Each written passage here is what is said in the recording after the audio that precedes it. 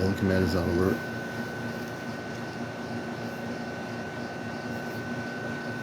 All command guards here, please protect everything. Thank you.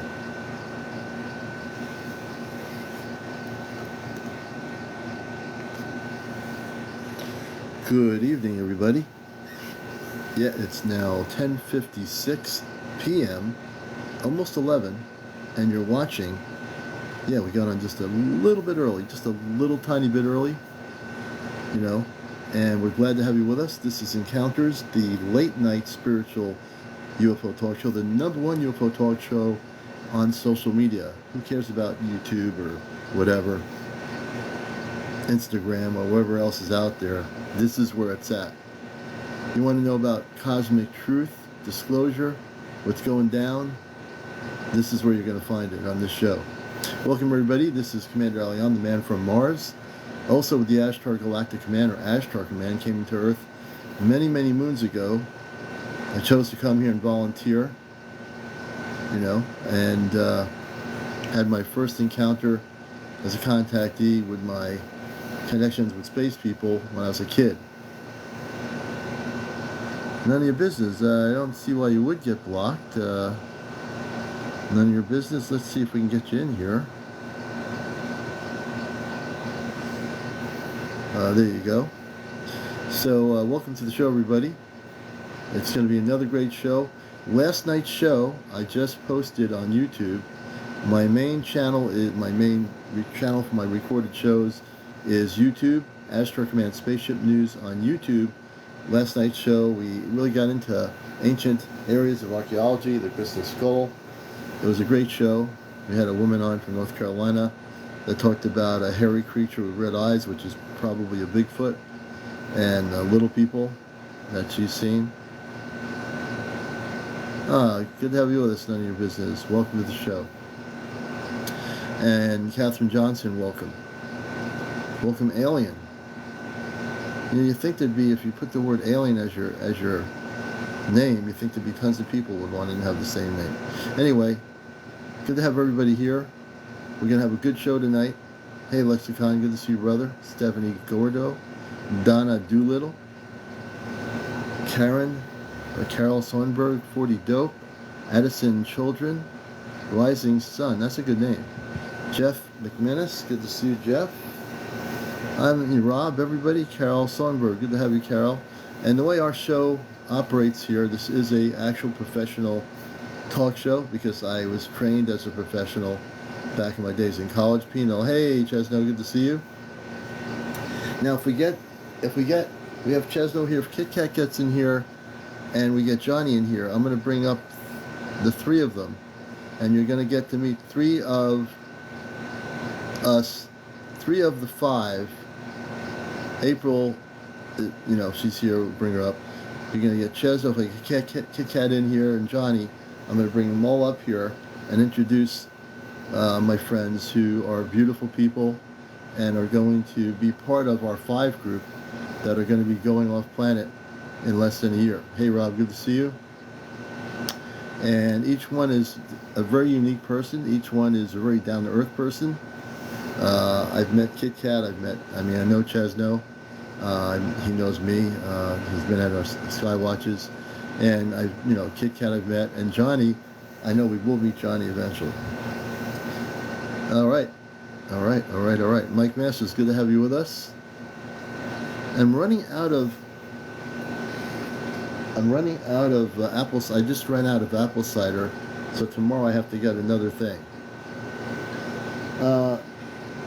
And that's good. I don't believe in SpaceX either. I think that whole thing is it exists, but I don't think it's.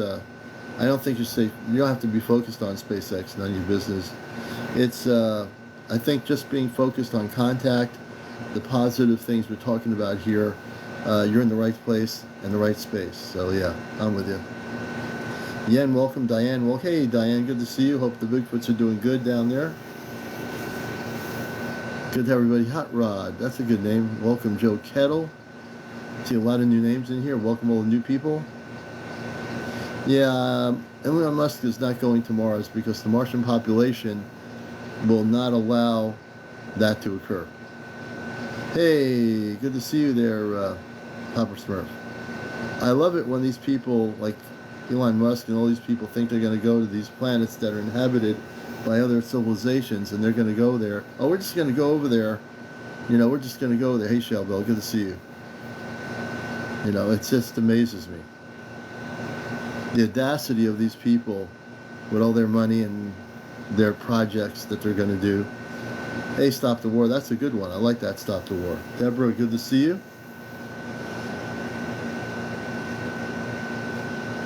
Hey, Red One, good to have you with us. Charles, welcome. Maxine, 83.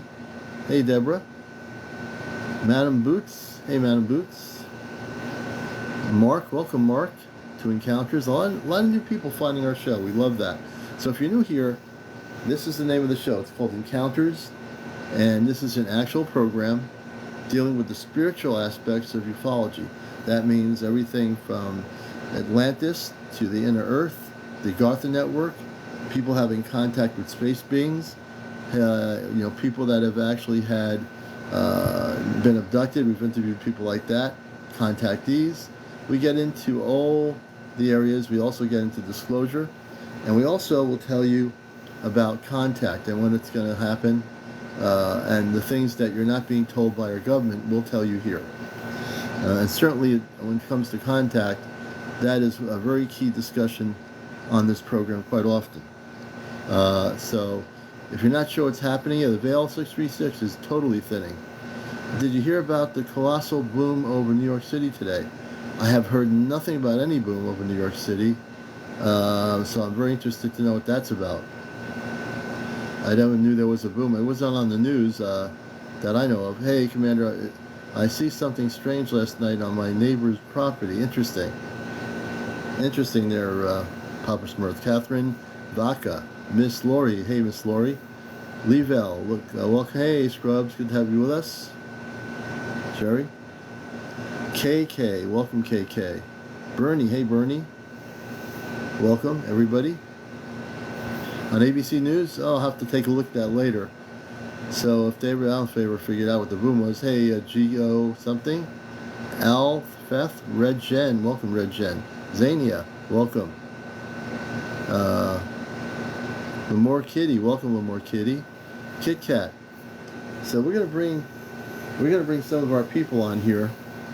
We're gonna do interviews too, but I want you to know some of the people that are going off planet. Sometimes maybe more new viewers would join if they could see the name of the show.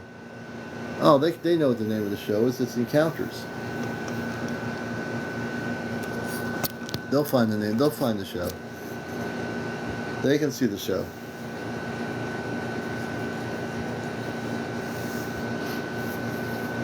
Matter of fact, I can adjust this a little bit here. Wait a minute.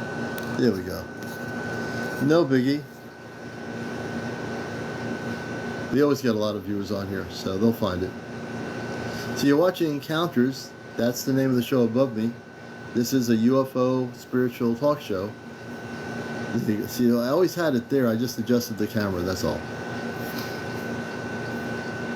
Tubular light with a pulsating light above it. Interesting. I hope they recorded it, Cliff. I hope they recorded it. Geopop, welcome back. Geopop, Rick Boyd.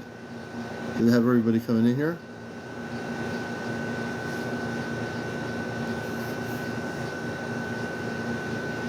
Frankie C. I'm just seeing a lot of new names here. Sarika. Robert Clayton. Hey, Robert. Angela Garza. Melvin Porter, 51.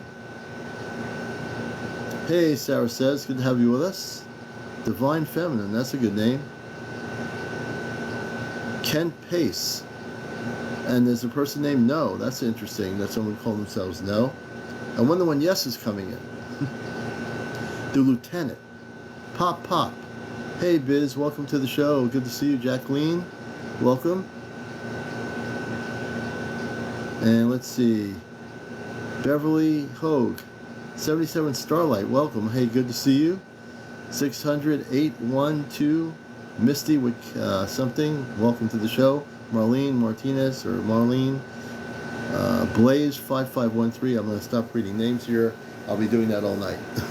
We're not going to read names all night. I just want to say welcome everybody. CC, everybody, welcome to the show. And welcome to a show that's out of this world. This is Encounters, where anything is possible. All our shows are on our YouTube channel, Astar Command Spaceship News. So if you've missed any of the shows, or most of the shows, and you're new, you're going to have a lot of time to spend watching every one of my shows on YouTube, without a question. Tara, welcome Tara. Thank you, Marlene. We appreciate the kind words. Donnie Lee, welcome Donnie Lee. User 582 Chester Ray. Thank you so much, Sarah says, for the heart me. I'm setting my goals up. I also have my Cash App which is Venmo. Venmo is the Cash App I use on my main profile. I do have a link up there, so once you're watching the show for 2 hours, I would appreciate any donations, $5 or $10 or $15 for the work we're doing here. It would be very appreciated as you get used to what we do here, and it's a lot of work, believe me. All right, so we're going to get started. We'll see where we go here. Sarah says, thank you for the hat, Tahar. You know, one Tahar. Hey, thank you, Dia Rizzo. Good to have you with us, Dia. And, hey, Susie Beach Toes. Thank you for being here, everybody. You're all the new people, we love you. I haven't traveled yet, but I'll say this. So in a few minutes, I'm going to bring on at least 2 people in our group, Kit Kat, and I'm going to bring up Chesno. When Chesno's back in here, I'm going to bring him up. And then when Johnny comes in here, I'm going to try to bring him up. Let's see here. He's not on right now, but I'm sending him a message. So you're going to, if I bring everybody up in our group, you're going to get to meet the four of us actually that are going to be going off planet. They haven't traveled yet. None of us really have, in a sense, in the physical level of travel, but we will be eventually doing that. We have everything in the hands of the Ashtar Command, so to speak. And hey, River Blue, I just leave it up to our family and our biological family and the rest of the council to, they'll know when to do it. They'll know what's happening. So we're very comfortable with that fact. Gas 2456, welcome. Jody K, hey Jody. Robert Dunn, Jody K, good to see you. Glad to have everybody here.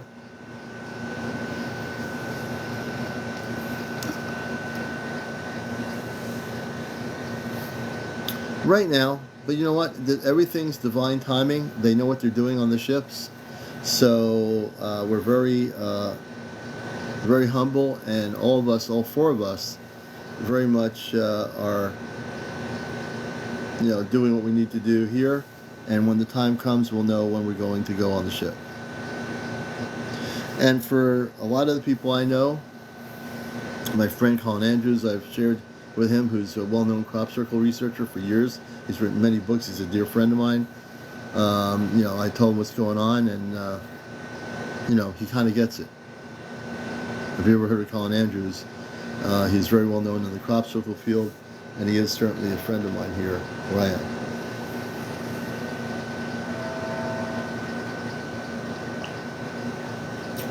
And if you're new to the show, the things we talk about here are real. The things that are, hey, Nick Knack, welcome to the show. Good to have you with us. The things that we get into here are real. You know, we don't use crystal balls. We don't have any pendulums telling us when the ships are coming. We don't have any neon lights or anything. Everything's real. We have people here since last year who have shared stories about contact with space people themselves, people that have been abducted, people that have been studying the ancient areas of archaeology regarding to ET areas on Earth. So we get into a lot of different things, you know. Hey, Marinette, good to have you with us. So it's really important to understand the totality of what we're getting into here, which is a lot, quite a bit.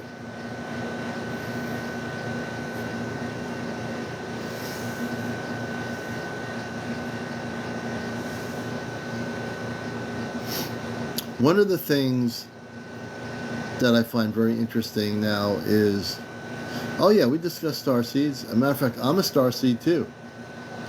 And star seeds, and how I define a star seed is somebody who volunteered to come into Earth. And the star seed, hey Susan, the star seed has a human family. I'm a star seed. I had my mother and father here. They're no longer here anymore. But we all, the ones that call yourself star seed, I'm a star seed too. So we do talk about that. Many star seeds are having contact with their space family. How do I know this? I've interviewed people on here who are starseed. They tell me their stories. And when they tell me their stories, then we all understand that that person has had direct contact. You know, I love talking to starseeds. How many people out here know what a starseed is, or do you feel you're a starseed? And have you had as a starseed a connection with your cosmic family, so to speak? How many starseeds are on here? Great question. So, Nick Nack, I am going to invite you to come up here, and I'd love you to share your story. I'd like to hear your story as a starseed, because I know, just by your comment, that you said, I've been seeing craft or something. I'd love to bring, and of course, my camera just decided to go south. So I'm going to bring my camera to another area, and hopefully you can all see me better. I'm disappearing here. Nick Nack, welcome to the show. Hello, how are you? Doing good, and yourself? I'm doing great. Can you hear me? Oh yeah, you sound great. And whereabouts are you? I'm in Kansas. All right, okay, very good. And like I said to you before, I am also a starseed, and I define starseeds as people that came to Earth on missions on this planet from other worlds. So tell us a little bit about yourself as a starseed, and also tell us about the things that you're seeing in the sky that you've had sightings. Okay, well, I'm still trying to discover if I am a star seed. I've been going through like a mentorship and trying to figure things out. I've been writing things out, trying to remember things because as a kid, I remember a light and I can't remember what happened after seeing that light. But I've always been infatuated with the sky. I take pictures like all the time of the sky, like every day. Mm-hmm. And like about a week ago, I saw something in the sky, and I thought to myself, I'm like, I want it to come closer so I can see. And I felt like whatever it was heard me, and it came around, and I was able to video it. And it looked Really? like yes, it looked like a saucer, but I mean, it was just like interdimensional or something because it was like phasing in and out, but you can clearly see it. And I have it posted on my page. Really interesting. Hmm. Now, I think you're right on the money about it being a saucer. Now, a spaceship like that could come in and out of the frequency of our vibrational pattern. So it could be flipping into a higher vibration and then coming into a vibration where consciously the beings on that ship heard you. So when it came closer, the reason why the ship came closer, it's not because the ship heard you, it's the intelligence in the ship that heard you telepathically say, come closer, right? You didn't say it out loud. Did you Mm. say it in your consciousness? I said it in my consciousness. That's I why thought it about happened, it. because yeah, well, that they heard your thought, and that's why that ship came closer. That's very beautiful, you know. And how did you feel about that when it happened? I got kind of excited and I'm just like trying to figure it out because it's like I know when I'm happy and I'm in a good mood and I go outside, I'm always catching something in the sky. Mm-hmm. Always. Mm-hmm. So I've just been trying to figure it out because I was told that I may be like linked to the Lyran star seed, but I'm not sure. Okay. I'm still trying to figure it out. So let me ask you a question. That's interesting you say that. So you said that you think you're connected to the Lyran. When did you start feeling that way? Well, I've noticed from looking back, that I used to wear cat ears all the time. I didn't know why. I just wore cat ears all the time. Um, some of the things that I do, I'm trying to think here because I'm kind of nervous, but Oh, that's okay. You're doing all right. um, I don't know. I don't know why. I was told that, so I don't really know, but I've been like studying stuff. So I've looked up like Syrian and Lyran. I kind of resonate with both, so I really don't know, you know. Hmm. Well, you probably do have a connection. There's not a limit to when you're dealing as a star seed. Many times star seeds have many lifetimes with different galactic civilizations. So the Syrians, you could be very connected to them, and you can also be connected to the Lyran as well. Because if you feel that way, go with your feelings, because usually that's a memory of some sort, hidden memory in your memory that's kind of like there, but it's not totally there, and you kind of have an idea, but you want to know more, right? Correct. Yes. Yeah. Well, you're on the path to figuring that out. I think you will figure it out, and a part of which is through meditation is a great way for a person to just be in solitude and be able to connect with those two areas and see what comes out of it. Have you tried communicating with the Lyran or the Syrian connections that you feel you're connected to, and like through meditation? I mean, I don't know. I meditate, but I don't know how to actually do a meditation. I did something like a zeal point meditation. I think that's what it's called. Mm-hmm. But I don't think I actually connected to anything, but I'm not Yeah. sure. All right. So, this is interesting. So here's something that you might want to do. When you meditate, there's a certain focus you want to have, especially with the Hmm. galactic levels of light. So when you meditate and use the word Om or you want to say to yourself, before you start getting deep into your meditation, in relation to your space family, you say, I am so and so. And when you take a deep breath in and breathe out a few times through your nostrils, you relax, get totally relaxed. And you say to yourself, I really want to connect with my star family in the Lyran area and also within the Sirius star system area. And you have to say, I am a Christed being of light that wishes to connect only with those Christed beings of light, those loving family members I have somewhere beyond Earth. And when you say that, listen for a response. It might not happen tonight or tomorrow night, but eventually it's like you're a satellite transmitter transmitting. You know how they put satellites into space? The SETI satellites, they're Hmm. sending a signal out into space and they're hoping for a response. So Hmm. look at yourself as a star seed, that you're transmitting a thought beyond Earth, and thoughts can be transmitted without any limitation in the universe. People don't realize this. Your thought, your telepathic thought, goes into space, so it's never, never, never going to be limited or blocked.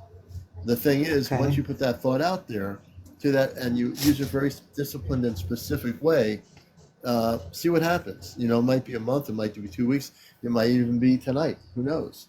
But eventually, you will Okay. make contact with your star family, and you want to make sure that you Okay. protect yourself and not let any other energies in. So you're saying, "I am protected in Christed light, and I'm going to facilitate contact with my star family through telepathic communications," and that's the way you can do it, and it will eventually work in your favor.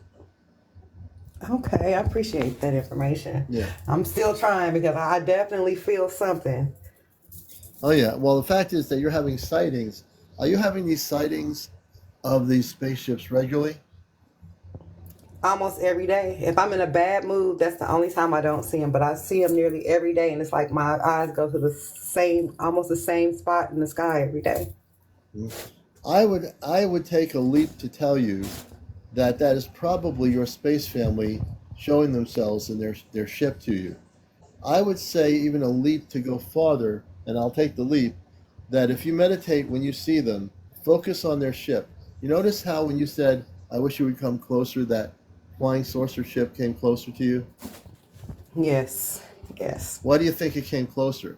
Because there are intelligent beings on that ship that can hear every thought that you say. Every single thought Mm. consciously is being transmitted, and it Okay. is. Okay.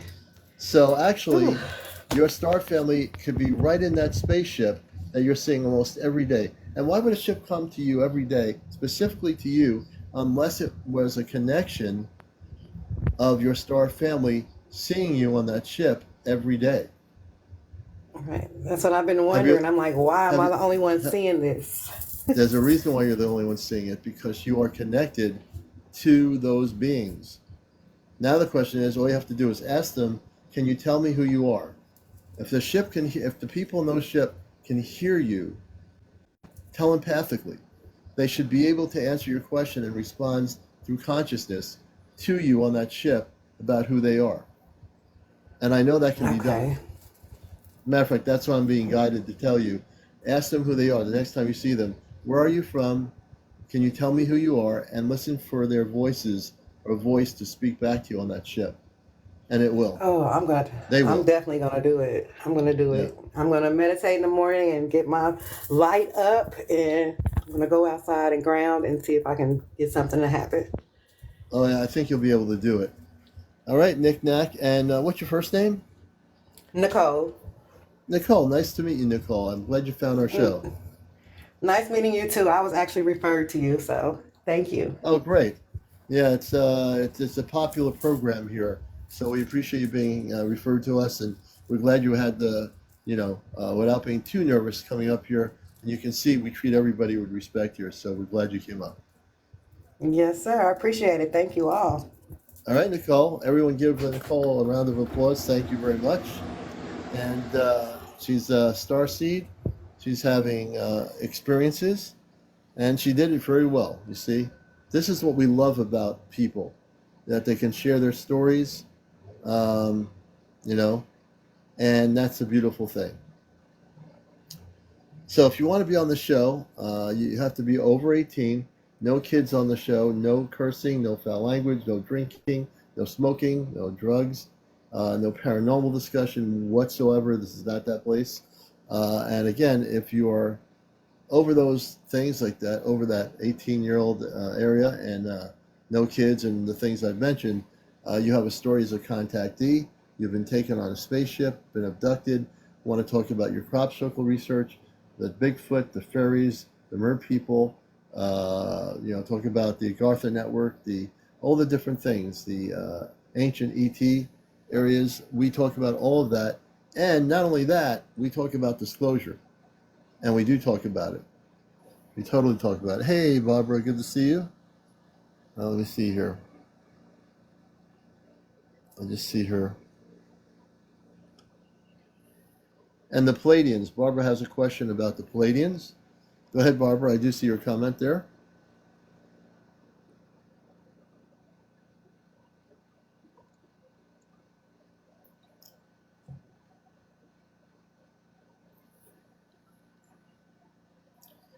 Barbara, you're asking about the Pleiadians, I think, correct?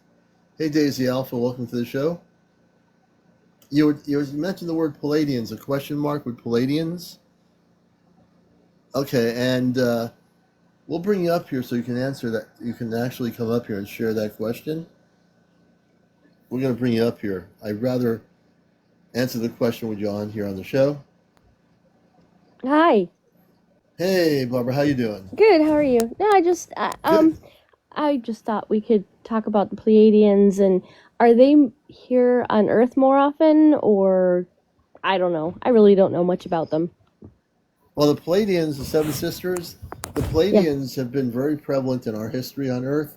Mm-hmm. People like Billy Meyer, if you study Bill Meyer in Switzerland, he was a poor farmer who had contact with the Pleiadians. Right.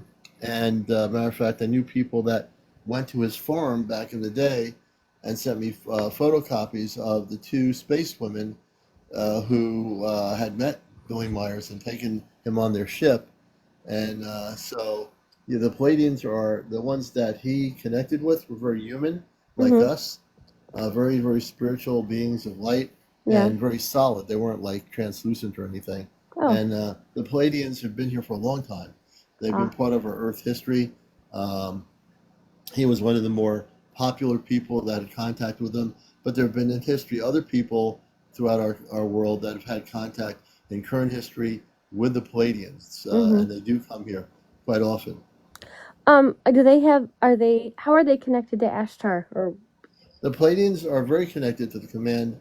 They are very much connected in the galactic framework. They work with the command. The Pleiadians, just like other civilizations like the Syrians and others, They all Yeah. work with the Ashtar Command in that level of spiritual understanding. So they're all interconnected. Ah. Okay. Well, I've been doing that meditation, so I'm still waiting patiently. It'll get there. Yeah. It takes time. One of the things as humans we tend to be, if we're willing to do it and we're patient, we'll eventually get there. Yeah. Like when you're trying to climb a mountain, you say, "Gosh, I want to get to the top of Mount Everest, but I haven't gotten there yet." It's one You'll step at a get time. there, one step at a time. That's exactly right. Yeah. And if you I do it one step, you can. Yeah, I wouldn't. I mean, if it hadn't really happened to me, I probably wouldn't believe it. I heard somebody talking about it, but I was like, had no connection to it until I actually had a connection. Does that Yeah. make sense? Yeah. It just. Oh, yeah, absolutely does. Sometimes, until things happen to you, you're Mhm. not aware of it until it actually happens, and that Mhm. can be anything. But when it happens to you, then you're aware of it. You can't go backwards, right? Right. You have to go forwards with it. You have to understand what it is. You know. It's And, really shocking. I've never had any other communication than that one incident, and um, and then when yeah, you reach out for that connection, yeah, when you do it, when you reach out, Barbara, you will eventually have that connection again. And you know what? If it doesn't, like I said, everything happens in divine timing.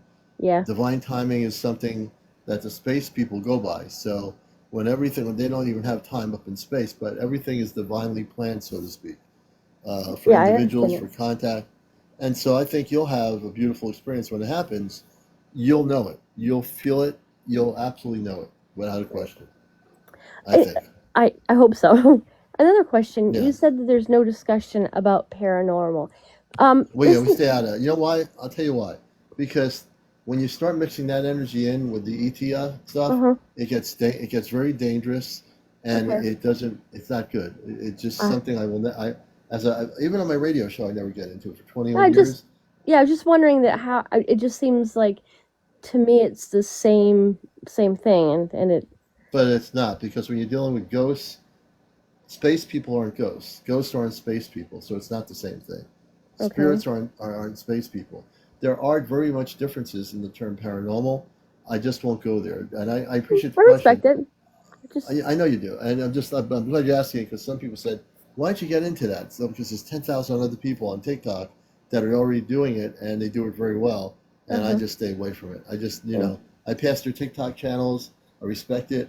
But that energy is real different, and I Hmm. don't want to even get into it, Yeah, there was one incident that I had, and it was I think it was afterwards.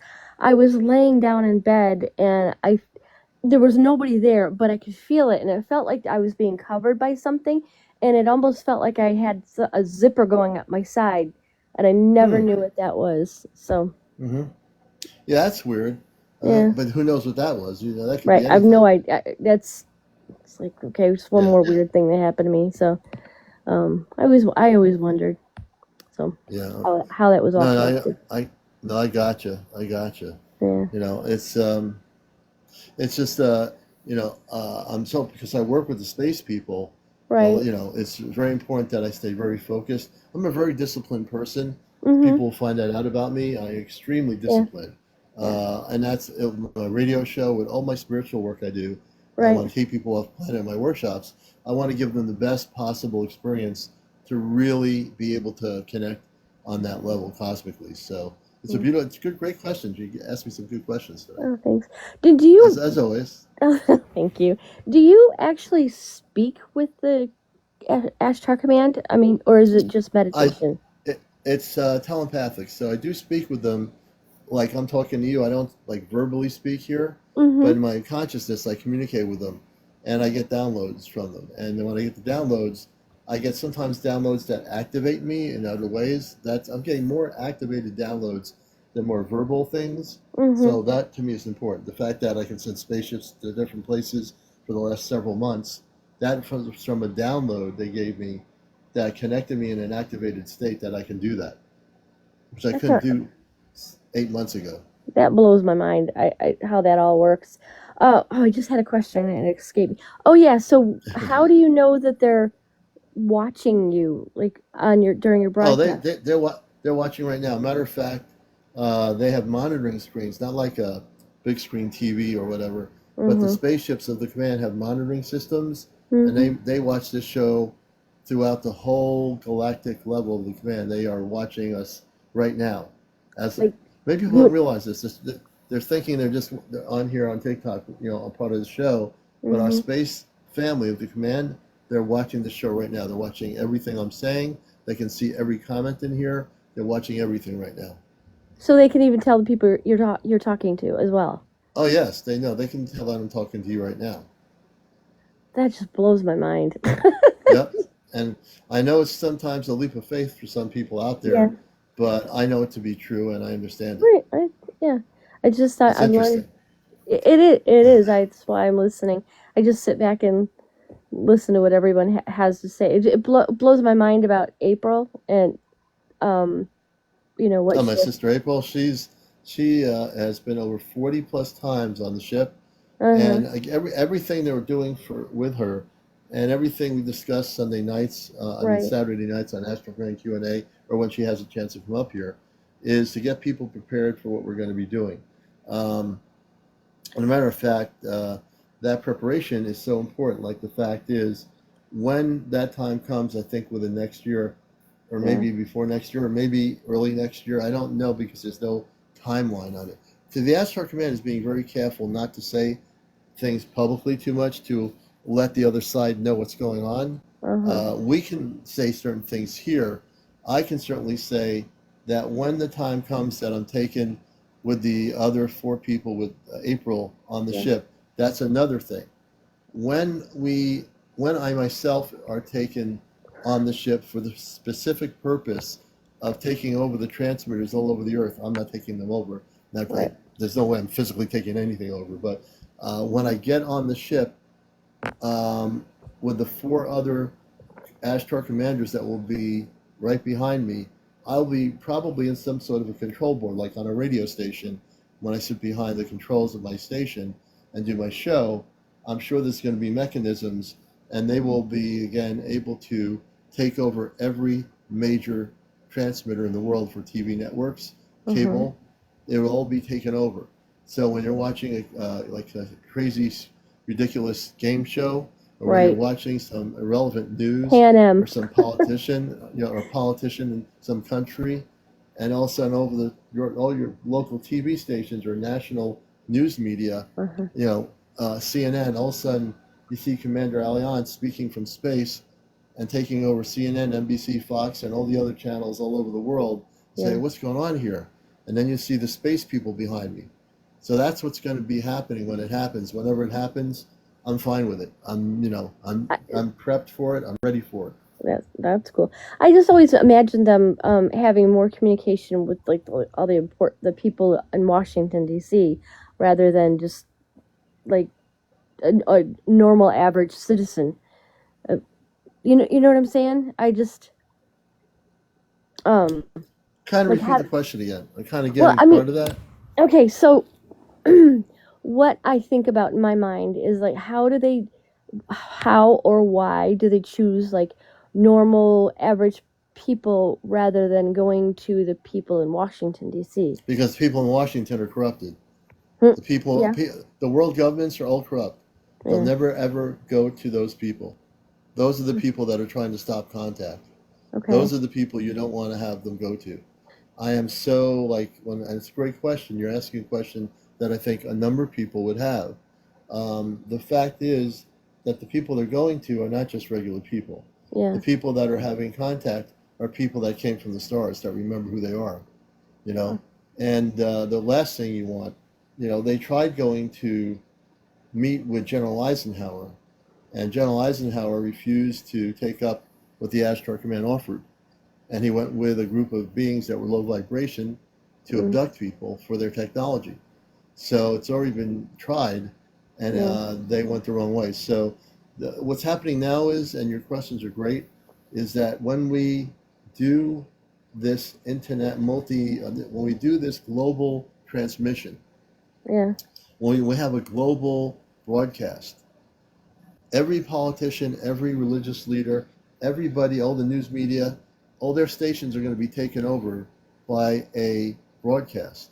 Once that happens, you see, all these people that are liars and all these people that have who've deceived the public about the existence of intelligent people, Yeah. they're going to be called out. They're going to be exposed. That's when contact will happen. Once we do a broadcast from the spaceship through every transmitter in the world, every language will be translated. They have language translators on the ship. The Okay. language translators will allow us to take my voice and put it in every dialect, every language that exists Wow. on this planet, every dialect. Wow. And this is so when this happens, and this will happen, not 20 years from now, not 100 years from now, not 2,000 years from now. It's going to happen within probably the next year and a half. And that might be like amazing to people that Commander's saying we're going to start having worldwide contact in a year and a half. And I don't say things like this lightly. I spent many years being conservative about everything when people on Facebook would say, oh, we love you, we're going to be here. But those were all people that were channeling stuff. You see, the difference here is April's going on the spaceships of our parents are on there, our galactic parents. She's bringing back real information. For some people, you know, they need to open their eyes and say, look, she's got all this information. She's doing and going on the ships with her parents and other Ashtar people. She's met the councils on the ships. And I still want people to try to, you know, deal with this and get to the point of understanding, to wake up to the beautiful reality that we are going to have contact. Now, there might be some people that are kind of like afraid because they're living in a reality that they understand of shopping malls and going out for pizza, you know, or, you know, going to the beach. That's one reality, right? Hey, you sound like me. I'm kidding. and I do go to the beach. I like the beach, you know. But the thing is, what I want people to do is get out of that reality.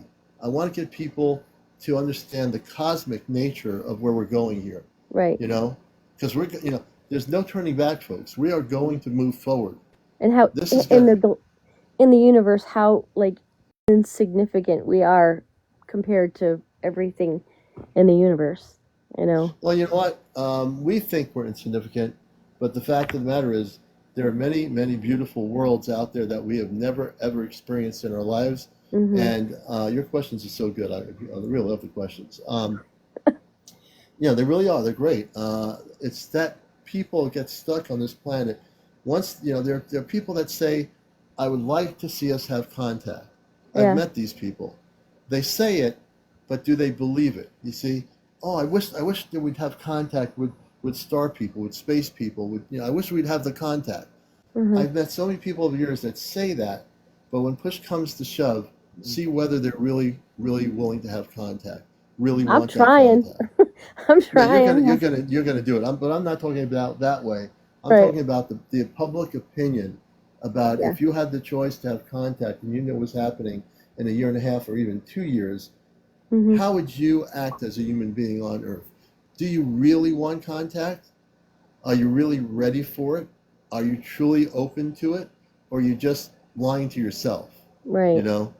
You see, I challenge people's belief systems. That's where I'm here to bust the matrix and shake people down and say, if you are really for contact, then you better stand up and walk the walk and talk the talk and get ready now, because it's going to be coming. And I'm not kidding when I say this. I feel it in my bones. I know this is happening, and I've never felt this way in all my life about this right now. I wonder how the human race will react to this. Oh, that would be interesting, won't it? Yeah. The human race, yes, folks, the billions and billions of people on this planet. How will they react to the fact that people are coming to Earth? They're already here, but in a massive scale, how will people react? To fleets of spaceships coming to Earth, uncloaked, and all these religions and governments and people in power, how will they react, right? Yeah. How will they react, right? The truth is, it doesn't matter how they react, because it's going to happen. You know, either they get with it or they don't get with it. You know what I mean? Yeah. There's this one clip on TikTok that I keep going back to it, and they have two ETs that are really, really tall, and they're walking through somewhere in Russia, and you can see another person like with holding a clipboard. Do you know what I'm talking? Have you seen that? that No, clip? I haven't. That's it. So tell me about that. What is that? Um, I don't know where it is off the top of my head, but it's like a TV security Mm-hmm. camera, and Yeah. it has two really tall aliens, like really tall, and they're walking, but they're it Oh yeah, appears I think they're actually human twins. Ashley's been on our show. She says they're actually human twins. they're human, Yeah, so it's just a made up thing. Not made up thing, but they're like you talking about the ones that have the dark suits on, No, no, jackets. no, no, no, no, no, no. These are like I would say 10 feet tall, and it says it happened in Russia. Okay, So it's really a grainy clip, and then there's another one that talks about someone having contact with an ET, and like they're actually shaking hands. I don't know if that's interesting.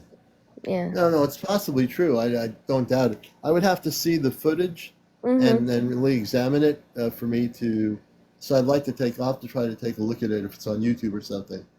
You I know. think it's on TikTok because I think you just search UFO.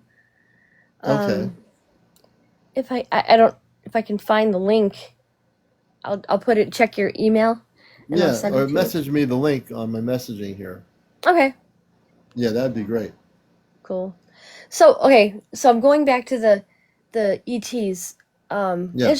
It's these are things rolling around my head that wouldn't telepathy kind of be the same thing as channeling, No, telepathy is when you're communicating. Telepathy is when like you and I talking to each other. That's right? telepathy. Channeling is when someone sits there and says, "I am Oshkosh Bigosh, Barbara. Nice to meet you." And Barbara, let me tell you something. Our world is a world that spins in circles and Uh huh. circles.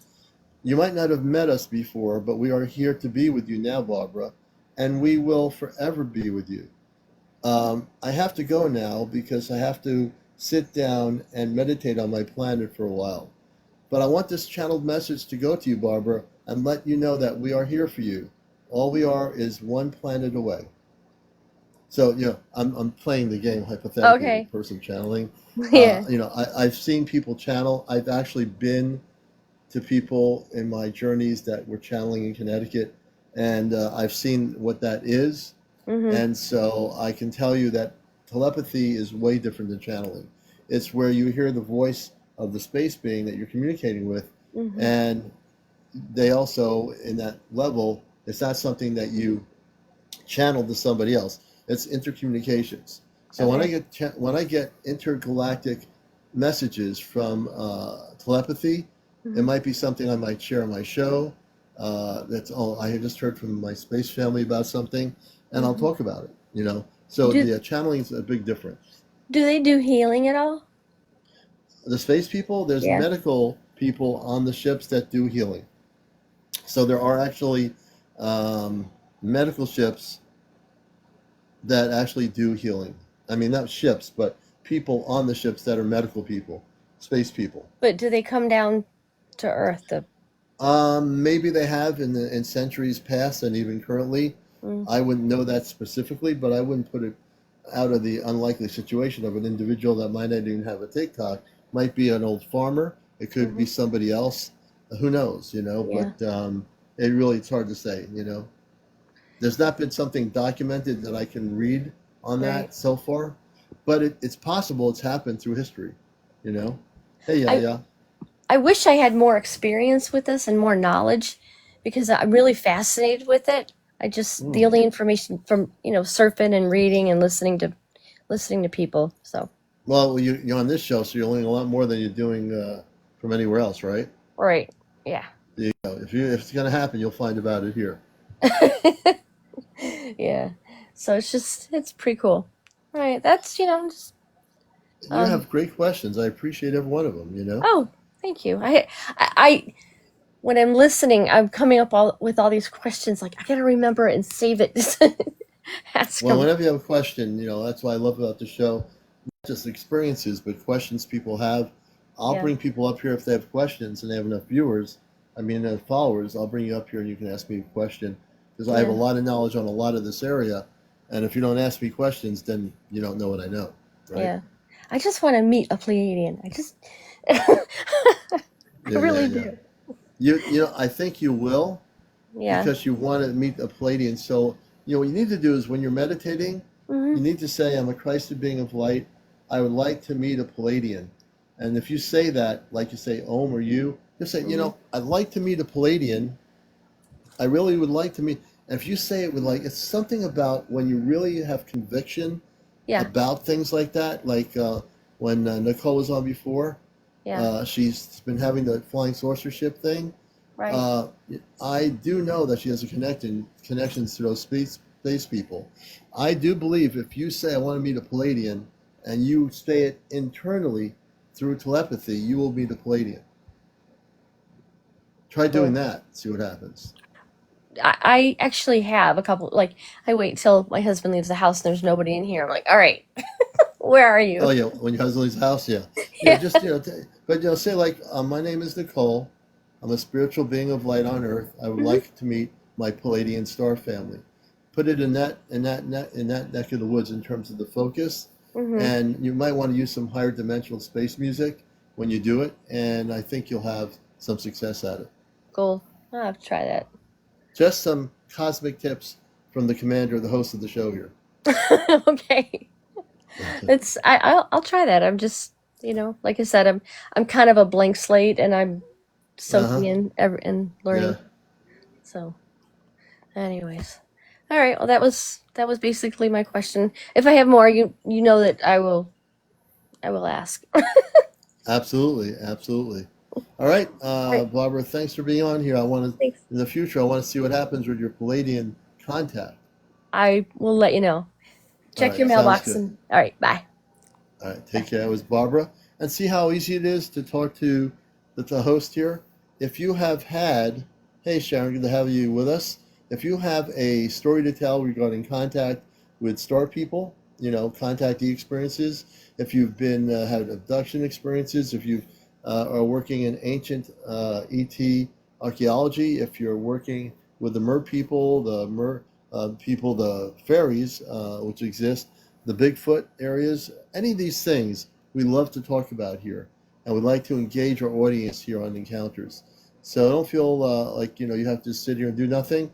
Please tap. We're at almost 20,000. We want to get to 100,000 likes tonight. Please interact and share with each other, like each other. I'm all about including all the brothers and sisters here on this show. Wherever country you're in, welcome to the show. Europe, Asia, Africa, North, South America, wherever you are, wherever you might be.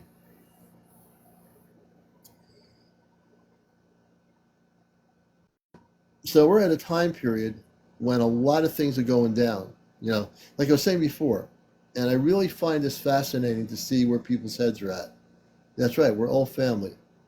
Hey, Brim, good to see you. I'm really fascinated to challenge people in a loving way when I say, are you really wanting to have contact on Earth with your star family? And if you are, then that's a great thing. But then if, let's say, the space people come, and they are coming, and they actually make contact on Earth, how are you as an individual human being, and as this person that is spiritually connected, how will you as a human being act when contact happens? How will people act when that happens? Because it's going to happen. And you're going to hear about it more and more on this show, because it's going to happen. As we get closer and closer to it, I'll talk about it here without any question, because it needs to be talked about, you know? And this is the beautiful part of it. Actually, there's a person who has a question. I think it's RUSIA Rushlin. Rushlin, what's your question?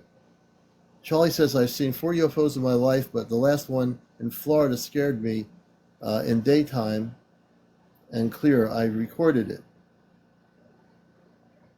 And Nicole, you won't be scared. Monica, good to see you. So if you have any questions, the commander will answer your questions and here on Encounters. So if you got a question for me, please feel free to ask.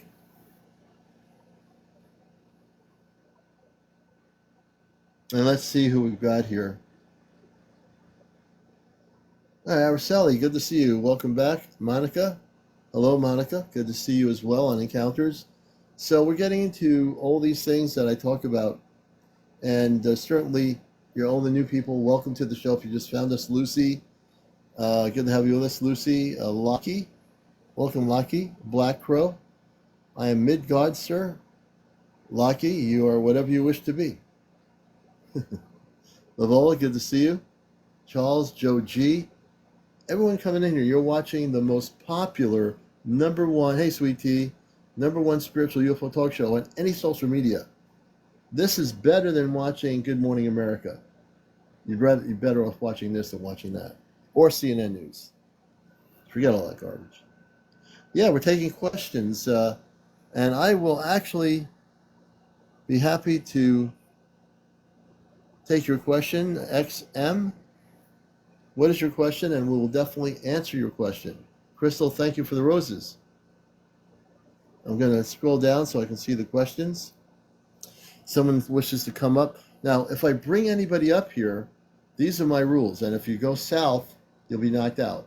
You got to be over 18, no kids on the program, no cursing, no foul language, no drinking, no smoking of any sort, no drugs, no paranormal discussion.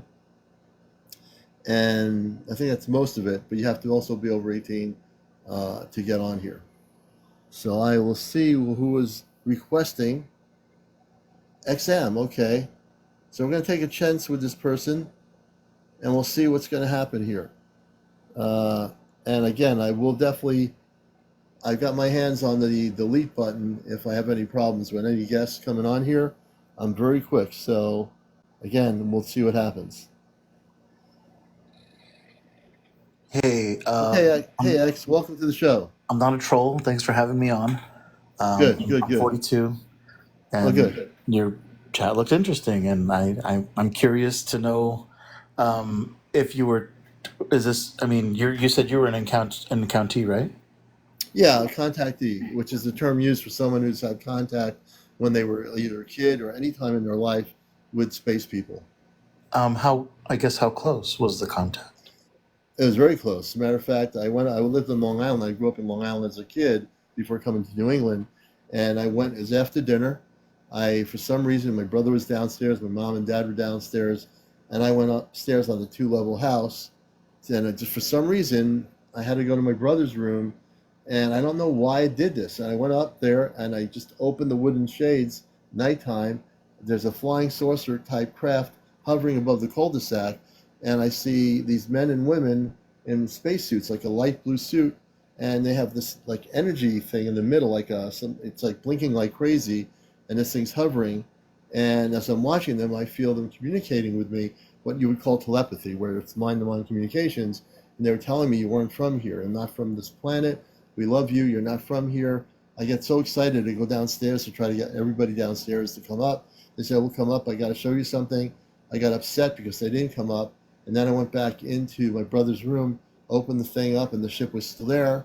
And I never forgot that experience. And that was in the 1960s. So at first I thought it was a dream for a couple of days. But then I realized I didn't have any dream. This is no dream. I actually physically went downstairs trying to get my rest of my family upstairs. And I've remembered this story, every detail of the ship, who the people were, from the day that time happened. That's how clear it is in my consciousness. That's a great story. I appreciate you for sharing it. Yeah. That estates my curiosity. I'll let somebody else come up. Thank you. Well, I appreciate your coming here. I'm glad you found an actual show, which is Encounters, so thank you. That was a good question. And my friend in Israel, let me bring her up. Yes, my friend in Israel. It's been a long time. How are you? How are you over in Israel? We're managing it okay, I guess. Well, it's good to have you back. A lot of things have been Thanks. happening since the last time we spoke. Oh, yeah. Yeah, a lot of things changing in the atmosphere. And yeah. I feel it. Oh my God. Yeah. I think anybody who's sensitive now, who's awake like yourself, is feeling the shift of energy with all the Yeah. crazy stuff in the world going on. When you have a cosmic consciousness, you feel things beyond a 3D world consciousness, right? Yeah, and it feels like it's not going to be as it was. Like things are changing. Yeah. It There's no always, turning back. yeah, it always, every time when I hear the sentence, it will be what it was. It will always be as it was, as is, always. Mm-hmm. No, this time, no. Mm-hmm. I know No. civilization is evolving all the time. Every few years, you have some change, progress, or whatever. But this is changing different. Mm-hmm. It's not progressing, it's different. It's different.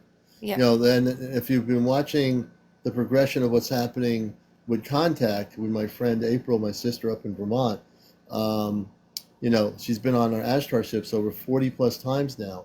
And we've talked about what our government has been doing with the negative ETs, using technology that was given to our government to try to destroy some of the advanced spiritual civilizations in our oceans around the Yeah. planet. And they've been stopped. The Ashtar Command actually caught the intruders working with our government, and their technology has been mostly captured that was doing these incredibly terrible things. So people need to realize, and I've said it before, even on the show, for people who don't know this, you're living on the surface of Earth, but do you know, for some of you out there, that there are spiritual cities of people living in the depths of our oceans? They've been here for a long time, but you've never been told the truth about that one. And the mer people that live in our oceans that are very spiritual people, the mer people that have been, I talked about a story where my friend April was on the ship with the Ashtar Command, and they went into an area that was attacked with this laser technology, and the mer people were in that area. Some of them have been physically, some of them have died, and there was an 8-year-old mer girl, a little girl, a mer person, and they were on the ship with her trying to save her, and she died from what happened with this laser thing. And this is what our government is doing. You're talking about Hawaii? Around Hawaii? Not Hawaii. Oh, no. I'm talking about, I don't know specifically where in the ocean this was, but it was in the depths of our ocean. There was technology that was given by the negative ETs to our government, and they're using it they're using it in these oceans to try to destroy the civilizations that are living in the depths of our oceans. And most people on social media don't know anything about this at all. And it's happening, it was happening, they're stopping it, and then they're going to regenerate the life forms, meaning the vegetation is going to be healed. But they had technology that the government has been using secretly, including they were using nuclear testing in our oceans. Now, I'm not sure if they're still doing they it. do it ever since the 50s, before the 50s. They're putting a stop to that. The command is actually going in there. They're going to stop all Antarctica, this. all the global warming, Antarctica, they were bombing like crazy over there. Yeah. There's a lot of stuff going on that most humans don't know about, that they need to know about. And I want to tell all the people who can hear me things that they don't know about 5G. Even the 5G, that is a stupid technology. I can call it stupid technology because there are so many manipulation of energies that we are not aware they even the government are using on the civilians. So the 5G are signals that can impact your thoughts. They can change the way you operate. If you're depressed, if you are powerless, even the stupidest energy they manage to manipulate are impacting us so severely. We are not aware of it, but they keeping us low vibration. They keeping us tired and busy and depressed and angry. And it is going to the 5 dimension is also connected to the energies they're using on us. They totally do it. And what they do is when they do that, if you know what to do, what I do is I put a not a bubble, but a shield around my body when I go Yeah, but out into it's the not that world. easy for everyone to do it. It's not that Not for easy everybody, to put, but we can yeah. teach people how to do it. Simply, they have to be conscious of the fact that you can do it. If you're Mm-hmm. not conscious how to do it, it's actually real easy. If, like for example, if you want to protect yourself from all these rays that the government's using to try to dumb us down in our consciousness, say I am a being of light. I am going to put a bubble of protection around my body when I go out in the daytime, and you will shield yourself from those things. But most people don't know how simple it can be. It really Sometimes can. the vibration, the waves, the frequencies are so strong that even I Yeah, cannot object it. They are. yeah, Sometimes it's strong, sometimes it's slower. When it's medium yeah, and low, I can control it. I can sense it. My state of mind is open to notice it. But yeah, sometimes it's so strong, I cannot even pay attention to when it's yeah, happening, so I yeah, cannot do anything. yeah.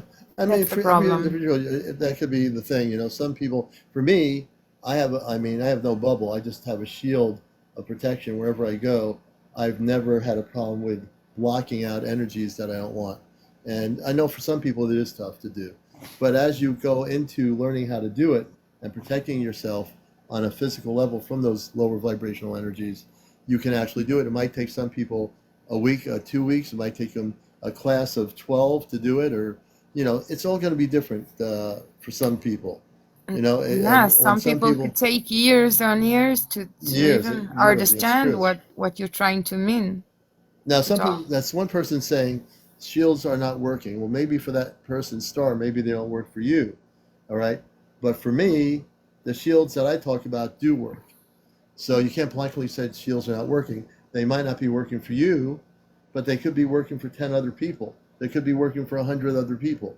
You have no idea what shields are working or It's not different working in from someone. one to another. That's right. That's right. Yeah. Absolutely. Because you can have shields in your logic, and you can imagine it, and it's gonna feel safe, and then you let it go, and it's like it's not working.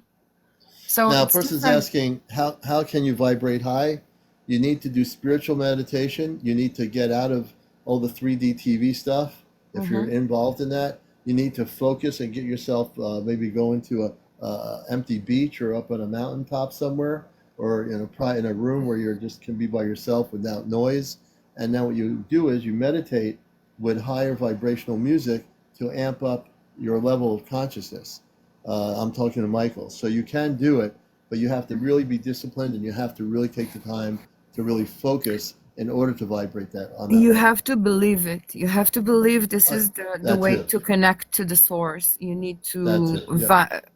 vibrantly close your eyes and open your third eye and see the source as nature connecting, and it's gonna release it slowly, and it's also endorphins, and it's also like when something chemical is happening in your body, this is the Right. reaction.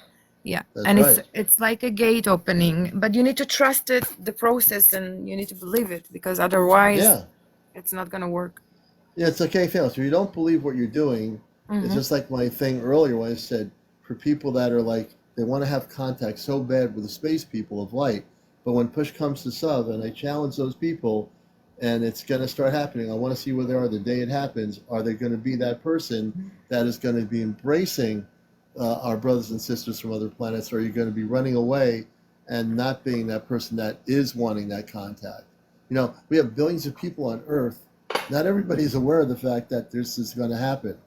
Millions of people are aware, but not billions of people. So there's still a lot of work to do on our planet to wake people up. I mean, Yeah, it's when you believe, you actually allow yourself to open your chakras. Because if you don't believe, you just provoke your own beliefs. Like, yeah, right, God not exist. Prove me that God exists. Something like that, as an right, example. But right. if you don't open yourself to receive, you will not notice. Even if you receive a sign, you could not notice the sign because you don't believe. So it's the gate. This gate is closed. You need to be Yeah, open and believe. Yeah. yeah, absolutely right. You know, and that's all people have to do is be open to the possibilities that you can connect with the higher levels of light and actually connect with your star family. And if people are willing to, again, it comes back to, because I do workshops with people on how to go off planet to the golden ship of light. I'll do that, and I haven't done that this year so far, but when I have done it, I discipline people to focus. And when I get people focused, they actually come back through the Merkaba into their physical body, and they learn that they're able to do this. And it actually is a real thing. What I'm doing is teaching people how to connect with their star family. And there's different ways. My techniques are a little bit different maybe than the next person, Yeah, everyone but I is have a certain different. technique. It's all different, Yeah. you know? Yeah, you need to reveal your own way. You Yeah. can try to fake it until you make it, but you're gonna I sense love that way you said that. you're gonna sense where it's really happening. You Yeah. just need to try. You remember I told you Jerusalem, broad daylight, we saw I don't know if it's a spaceship, it was a ball of light, Yeah, ball stronger. of light. Yeah. After you told me that, it was some sort of a spaceship. I meditated on it, and that's what I was getting. It was mid-noon in daylight, and it was brighter than the day sun. I don't know.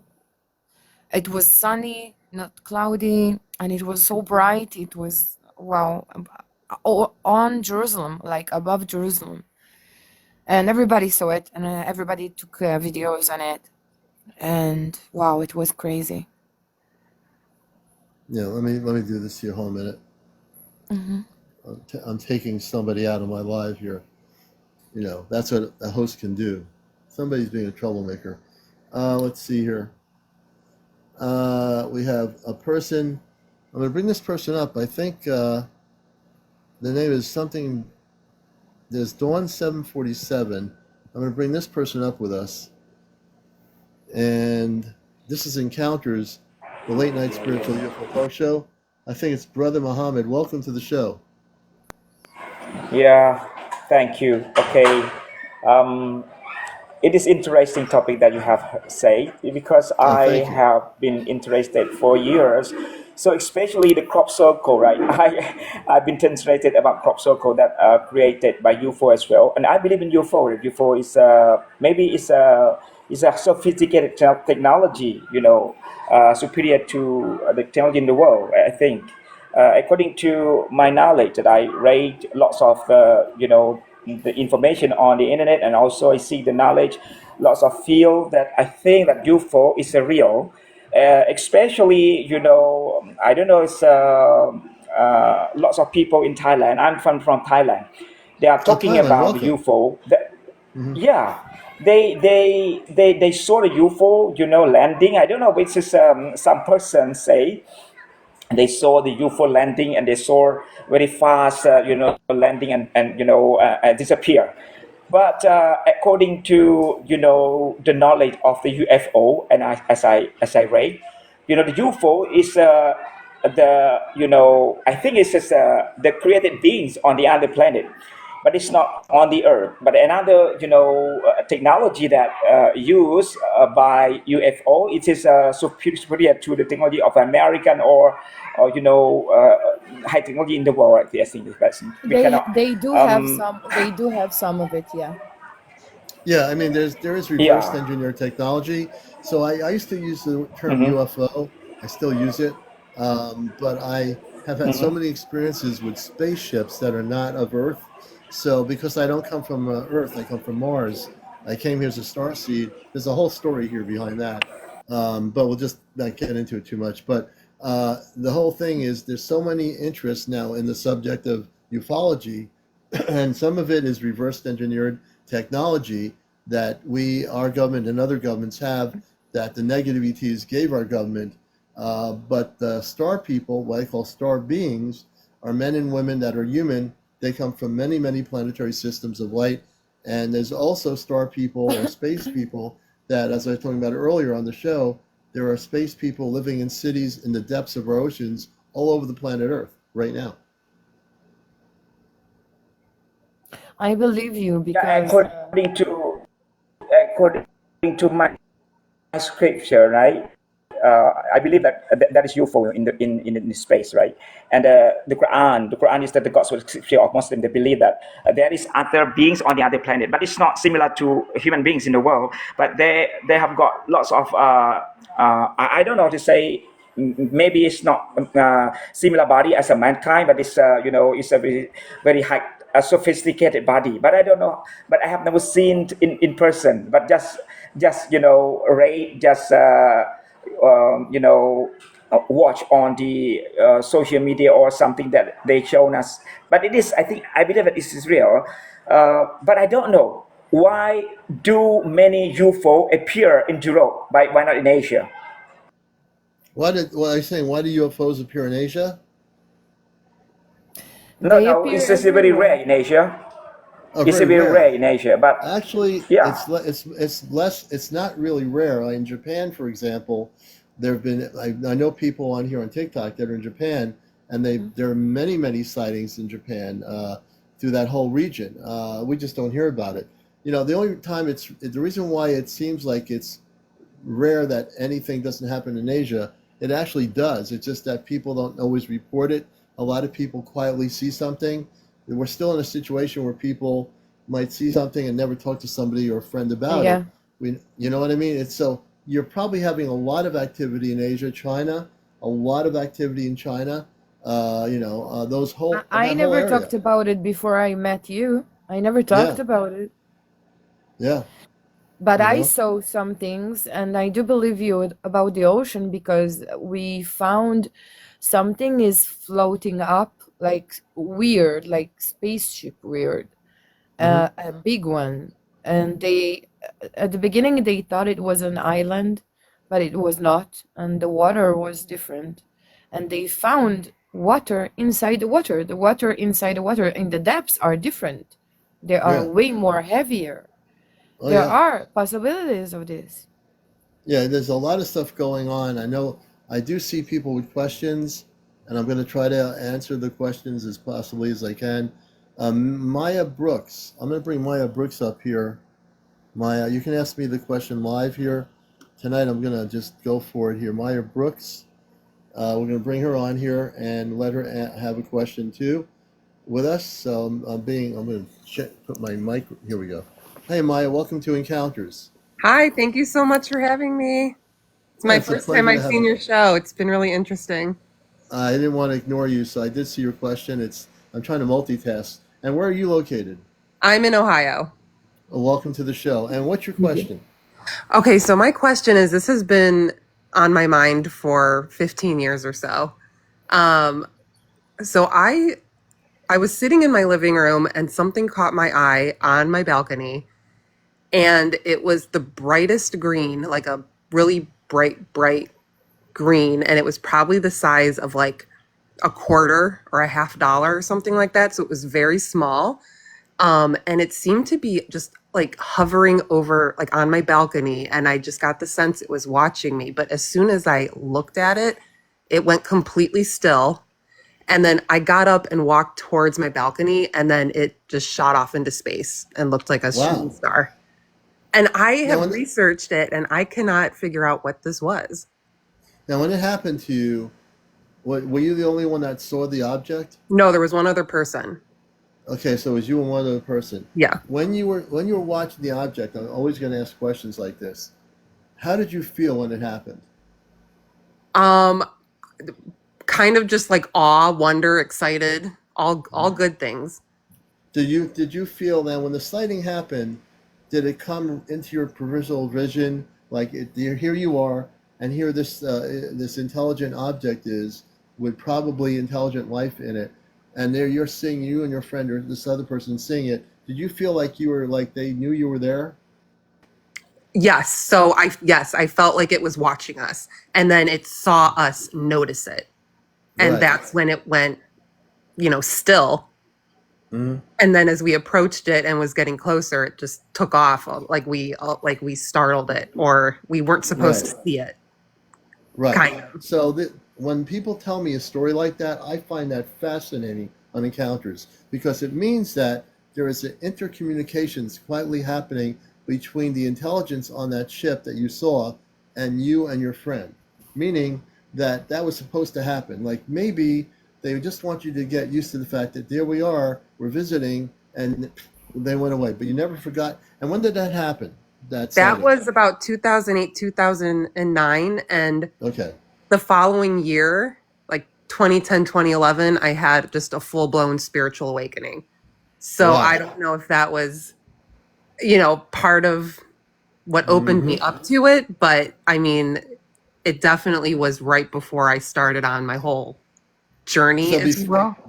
so before your sighting, Mia, and this is Encounters, the number one spiritual UFO talk show on social media.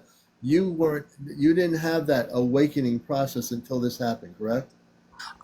Well, Or did? I was curious about things. I had read books on, I was Hmm. interested in mediums and stuff like that, Yeah, just, astrology, just all that yeah. stuff, but yet nothing that really like No, more of catapulted me into it. when I talk about like and astrology, all that stuff. More or less, what I'm talking about is in terms of this particular situation of intergalactic level of a sighting that was from a spaceship from outer space. That was that on your perimeter, on your barometer, so to speak, before that? No, no, not really. I mean, I was No. open-minded in the fact where like I felt like, UFOs existed, but I never went Hmm. down that rabbit hole with it at all Right. before that. That's what I mean. So after you had the sighting, I'm really listening. I listened intently to each word. That's when you actually took off and actually expanded into a cosmic reality, correct? Correct. That's what I mean. That's exactly what happens. You Host, know, could I cite the God's word as I read right now? Could I cite can about you the creature on the planet? Yes. Can we cite a little bit in English? can Can we I? can you do what in English? Yeah, I like to cite the God's word that talking about UFO, right? And among his sign is the creation of heaven and the earth, and the living creatures that he has scattered throughout them, and he has power to gather them together when he will. That I believe that the UFO has got the superpower that is sophisticated power to do on Earth. I think we cannot hunt the UFO as we have done in this world, right?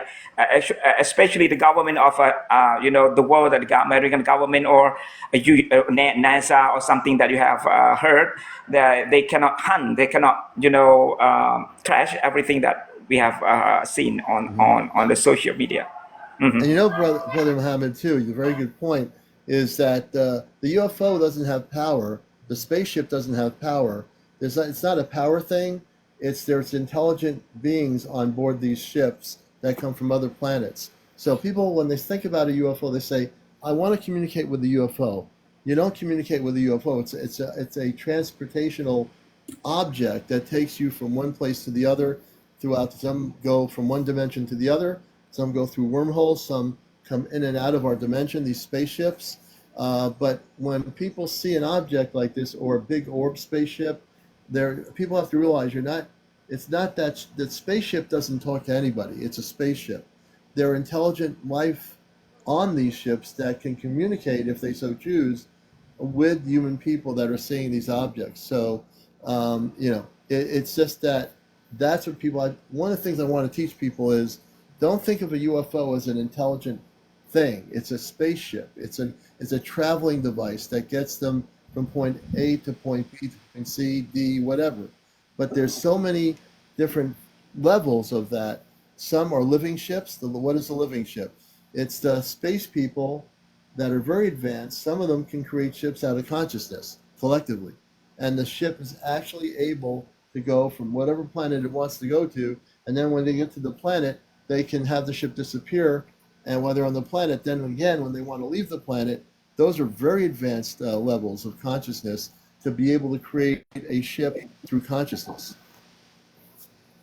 I've got So an could you tell amazing me? theory Could you tell about me? that. Can I interrupt a little bit? Yes. Could you tell me what Uh, is the main purpose of the UFO visit the world, visit the Earth? What the main Well, it's purpose? not. Well, it's not. The UFO has no purpose. The purpose of the space people is what you should be focused on, not the UFO. The space people, which I'm in touch with, my friend April is in touch with, a number of people here who are starseed watch my show. I know you're having contacts. The main purpose is to reunite our planet Earth with a galactic spiritual level of light that we've been separated from for millions and millions of years.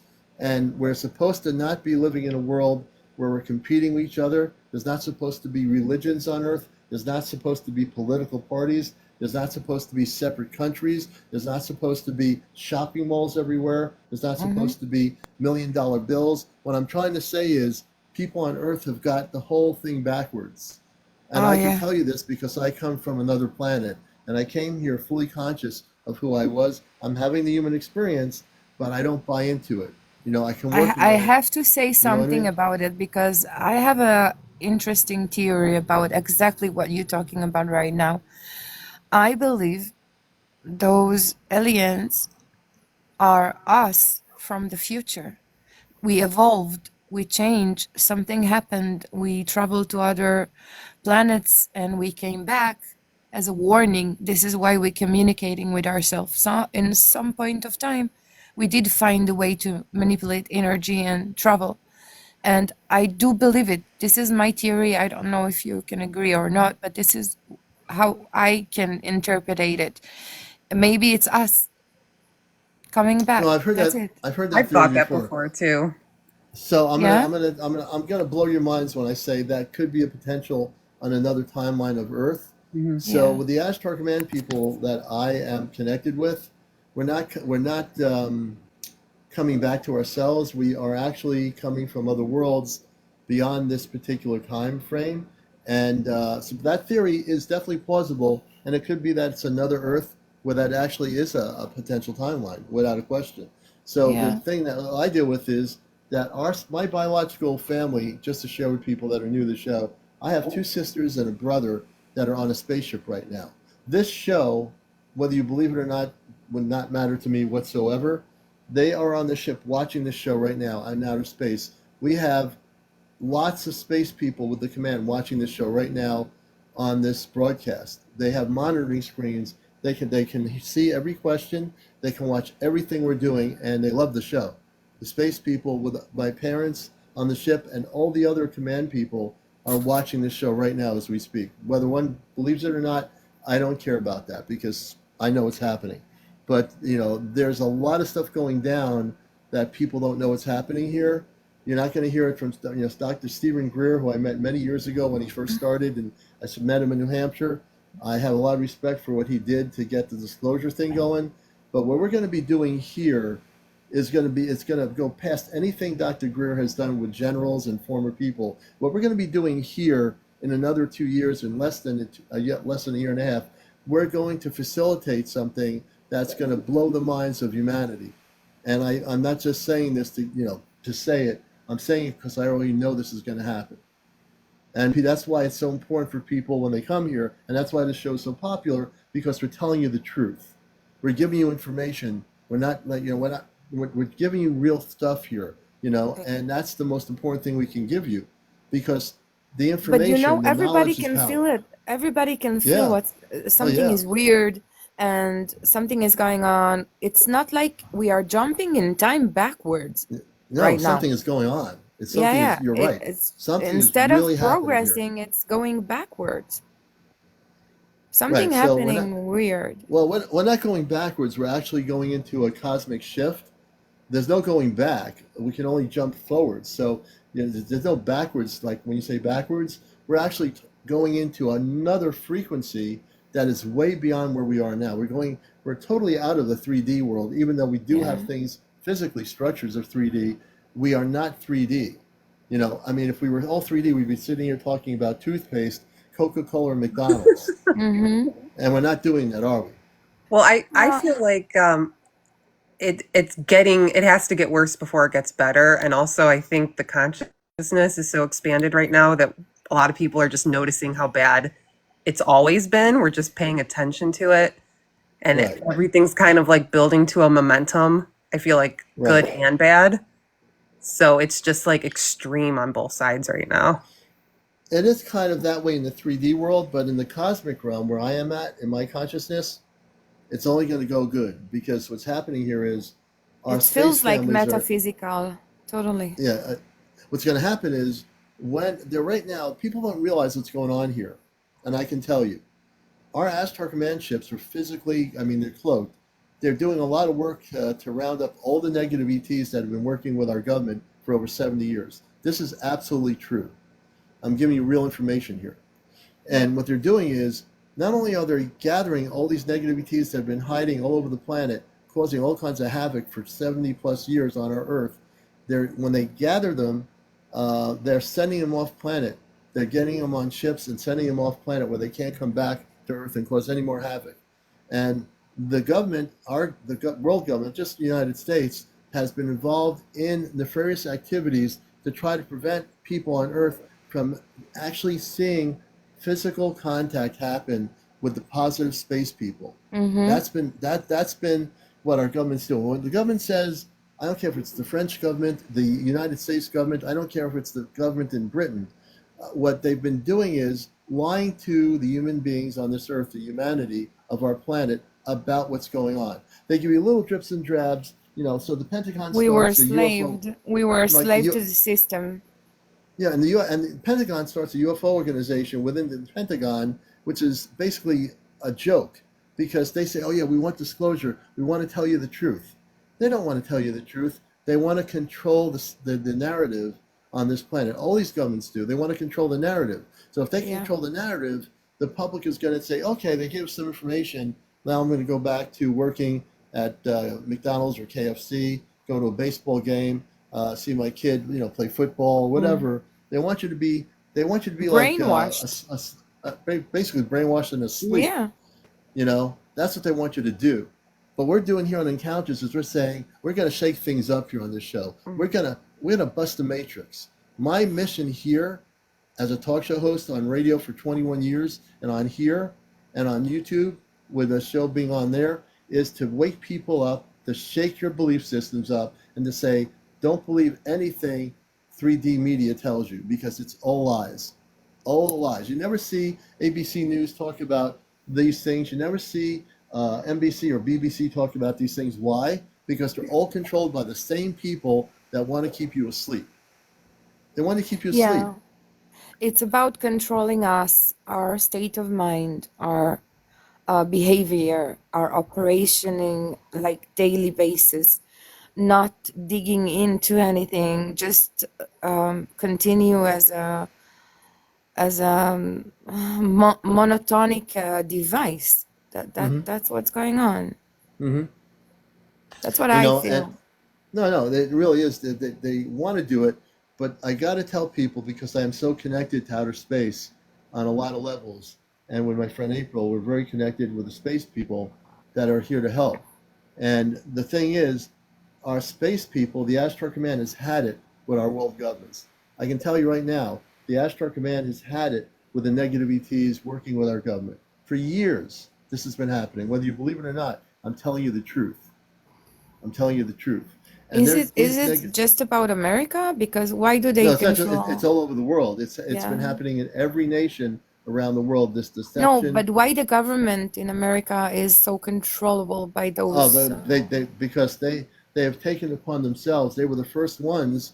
General Eisenhower, when I talked about him years ago, he knew the truth, and he chose to go with the negative ETs to get the technology. They were more concerned about the technology and creating weapons through reverse engineer technology than working with the Ashtar Command, which did meet with them. There were meetings in the deserts out in the West Coast back in the 50s and 60s. These meetings were meetings between both sides. And our government chose to go with the negative ETs in order to get the reverse technology, which they've also created weapons and things like that were given to them. And I can tell you that's being stopped right now. That's being stopped by our space family. And when I say space family, what does that mean? That means people that are our brothers and sisters of light, men and women that look just like us. They're not monsters. They don't have big fangs. These are real, loving people. So it doesn't matter who is the president of the United States. It's Makes no difference. operation. It's the operation of the entire system. That That's the whole Earth-based political structure is based on not telling people the truth. The whole world-based TV media structure is based on deception. It's not based on truth. It's not based. If everybody be it in Israel or be it Netherlands or Sweden, if every major network, every major TV station told the people the truth about the existence of intelligent people from other worlds, it would be the best thing they can do. But they're not going to do it because they all are not allowed to do it, or they don't want to do it. It's not just The, about that. They want you to forget you are in a planet hanging in the sky and there are a lot more stars and you are not like they want you to dig your head in the ground like an ostrich. You know what I mean? yeah, basically, Like yeah. forget you are in a marble blue Right, planet. Yeah. right. And besides, I forgot what I wanted to say. It was Oh, important, but I'm gonna remember later. it'll come back. The other thing to understand is that they don't want if people wake up, if people understood that they do not have to be controlled by the media, they don't have to be controlled by any governments on the earth. If people were to liberate themselves consciously, that means consciously here. If you were to say to yourself, I'm not going to be asleep anymore. I'm done being in the matrix of control. I'm going to do this. I'm going to step out and take a leap of faith, and I'm going to understand exactly what's happening here, which is that the whole planet, the Earth is one planet. This is what gets me. Growing Yeah. up as a kid, we're told that this is our Earth. We hope to find life somewhere, maybe an amoeba somewhere out there in the universe, maybe in our solar system. Maybe there's some intelligent life, maybe somewhere as intelligent as we are. So we had the egotistical thought growing up as, being in our world, that we have all these people in power in space exploration saying, if we do find an amoeba, maybe we'll find some possibilities of life elsewhere. Are you kidding me? Really? Are you kidding me? Like, you have the planet Earth, so there's no other planet out there. So all the planets in our solar system are dead. See, when we're growing up, they never talked about life on all these other planets: Saturn, Mars, Jupiter, all these planets and other planets that we don't even know about. They would never talk about life.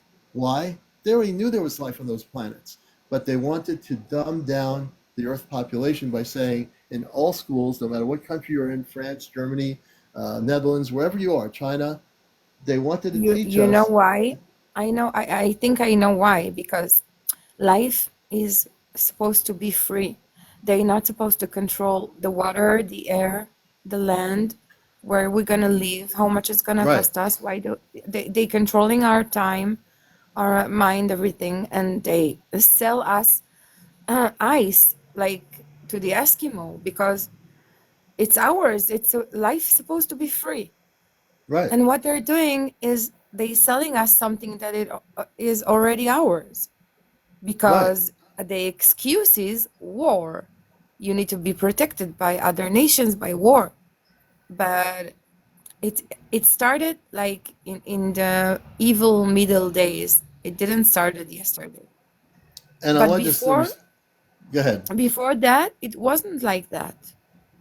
Before Right, kingdoms, it wasn't like that. It was more right. like Wild West, And this more person, free. I'm going to bust this person's matrix right here. This vegan porkman. Vegan porkman, you guys are afraid of books or something? If you're talking Mhm. about the textbooks that we read in all our countries growing up in school, that is the wrong terminology. We're not afraid of any books. But the books, in terms of what we were told, are based on lies. Based on lies.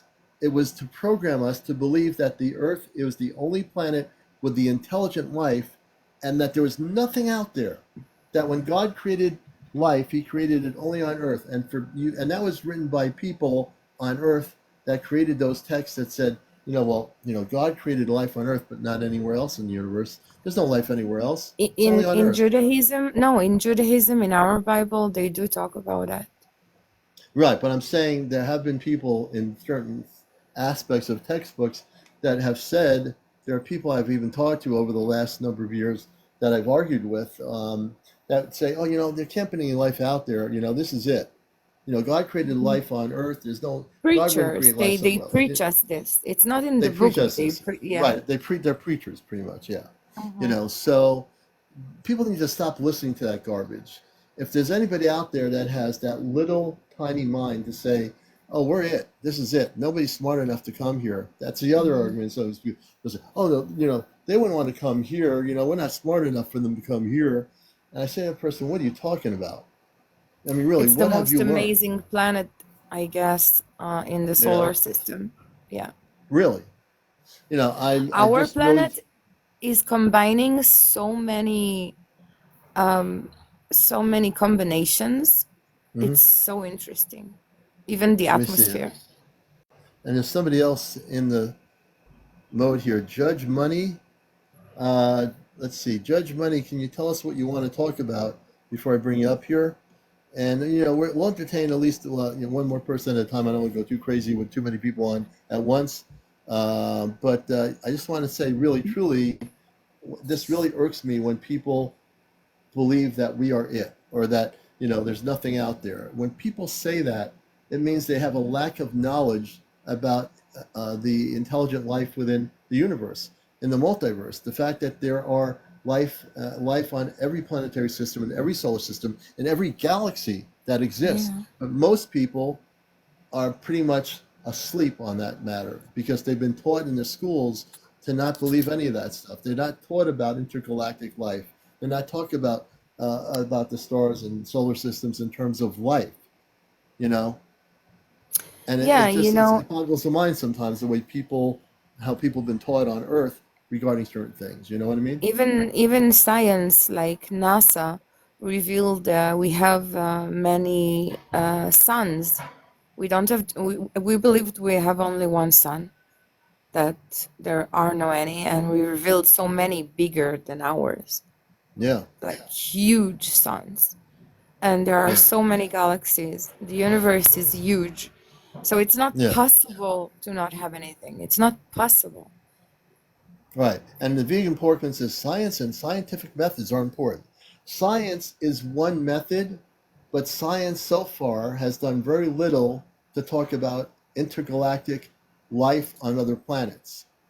The problem with science is you can have all the science in the world, but you also have to have cosmic enlightenment. And cosmic enlightenment and the exploration of contact, like CE5, which is Dr. Stephen Greer's application, which he's done very well, has shown that through CE5 interaction, there is contact being made with people from other worlds through CE5 activity. So science has a play in our society, but most scientists, not all, there are some scientists that are open to intelligent life in the universe, that's spiritual people from other worlds.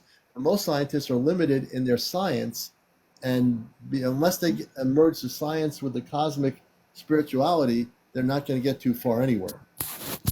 My battery is about to die, so I'm gonna Oh stay boy. until she'll finish. Anyway, it's 7:30 in the morning in Oh, Israel. 7:30 in the morning? Oh, wow. Yeah, Okay. I was Well, I up want to all thank you. night. Oh my gosh. Yeah, I couldn't sleep. I don't know. The energy is changed me because I Yeah. go to sleep at 11. I had no time to go on TikTok lately. Yeah. So now I don't know what happened. Something is calling me. I don't know. Yeah. No, So I thank you understand that. so much. I appreciate you, and continue to whatever you do. People, be strong. Don't believe, as the host say, to everything that anyone else want to sell you to profit on your expense, on your account. And believe. If you believe, you open the gate. Don't be shut down. Don't shut down your own brain. Don't lock it down. It's very Right. important. That's right. Yeah, and Absolutely. let's have peace everywhere. Absolutely. Thank Well, you so you've been much. it's been great having you on again, and a great conversation. And thanks for being on here. Enjoy your day in Israel. Thank you so much. Goodbye, everybody. Bye. Bye, honey. Okay. Take care. And Mia, Um, we thank you. yes, Go thank ahead. you. Well, since I had you, I did have a question. I don't know if you talked about it at all before I hopped on, but what do you think about when people talk about a Project Blue Beam and like a fake invasion? Is Oh, that that's a great question. Oh man, I'm glad you asked that. okay? I am Good. so tired of the people on Facebook and other social media places, including people making videos, and every single thing. If someone shows an authentic spaceship or UFO video, so to speak, on their whether it be here or anywhere else, people say, "Oh, that's Project Bluebeam. Oh, that thing going across the sky is a blue beam." I said to myself, "Are you people brainwashed? Are you people asleep?" It's like I kind of joke about it because I'm saying when the internet got started, there was no such thing as a Project Blue Beam. So Mm-hmm. then I joke around and say, oh, okay, maybe it's a red bean, maybe it's a purple bean, maybe it's a green bean, So I went a little bit off with it, and I just think many of those people, it's again, they're being brainwashed on something they have no idea what it is. They don't even know what a blue beam is. They've never seen a blue beam, and yet they're experts on a blue beam. I Right. find it amazing that all these people say, oh, when they see somebody showing a UFO video that is really good, oh, it's a blue beam. Right. It's So got to be one of those blue beams. exactly. So I wonder if it got spread around in a way so that people just wouldn't believe and would just chalk it up to, some technology trick. Right. I mean, these people that say blue beam, whoever started it, it was a disservice to the reality of the subject because there's no blue beam. What is the blue beam? I've never met anybody in my life, in my experience over so many years, that can define what the blue beam is. Show me a real picture of the blue beam or even a video of it because nobody has anything like that. It's all part of the conspiracy theory of what, this blue beam that's going to happen, and it's going to happen tomorrow at 12 noon. There's going to be a blue beam, right? This blue Mm-hmm. beam is going to happen, and we all got to get prepared for the blue beam and hide for the hills, you know? Right. And so, yeah, so then if something actually did happen, there'd be people freaking out, saying that it's Right. just staged. And the thing is, I am very aware of different things. For example, I know things that, in terms of the Montauk Project, somebody brought that up. I interviewed on my TV show, Intergalactic TV Network, years ago, 4 people that were alive who were part of the Montauk Project. And those 4 people at the time were kids. They were used in the Montauk Project. And in the Montauk Project at an Air Force base in Long Island back in the 60s, there were the Air Force was working with negative ETs at that base. They were doing time experimentation. They had kidnapped over 5,000, the way I understood it, children for the experiment of this time travel. But that's a whole other subject. But I do remember that project. But in terms of the whole thing with Project Bluebeam, again, where is the source of that information? What government, which government or anybody has that Project Bluebeam? Show me a picture of what the technology looks like. Really, show me the technology. But no one can because no one's going to be able to. Because, in fact, somebody years ago created the information about the Project Bluebeam, and I've yet to see physically the Project Bluebeam. And Right. let me tell you, I'm open to hearing real factual information and disclosure, but nobody has it. Nobody has it. I don't care if someone says they have it, nobody has it. Right. You would think by now you would see something, Hmm. with all these other things being leaked and Yeah, disclosed. You'd see something. I know I saw someone say there was a patent on it, um, but I haven't seen that. yeah, yeah. Let's see here. Let's see. Justin says, "Yeah, Justin. I hear. I'm looking at comments here. Justin, what would you like to say on the show? This is Encounters, the #1 spiritual UFO talk show. We're glad to have everybody here. Please follow each other. Please like and share. And if you also can gift, please show us your support. I've got 2 hats taken, and your support does mean a lot to us here.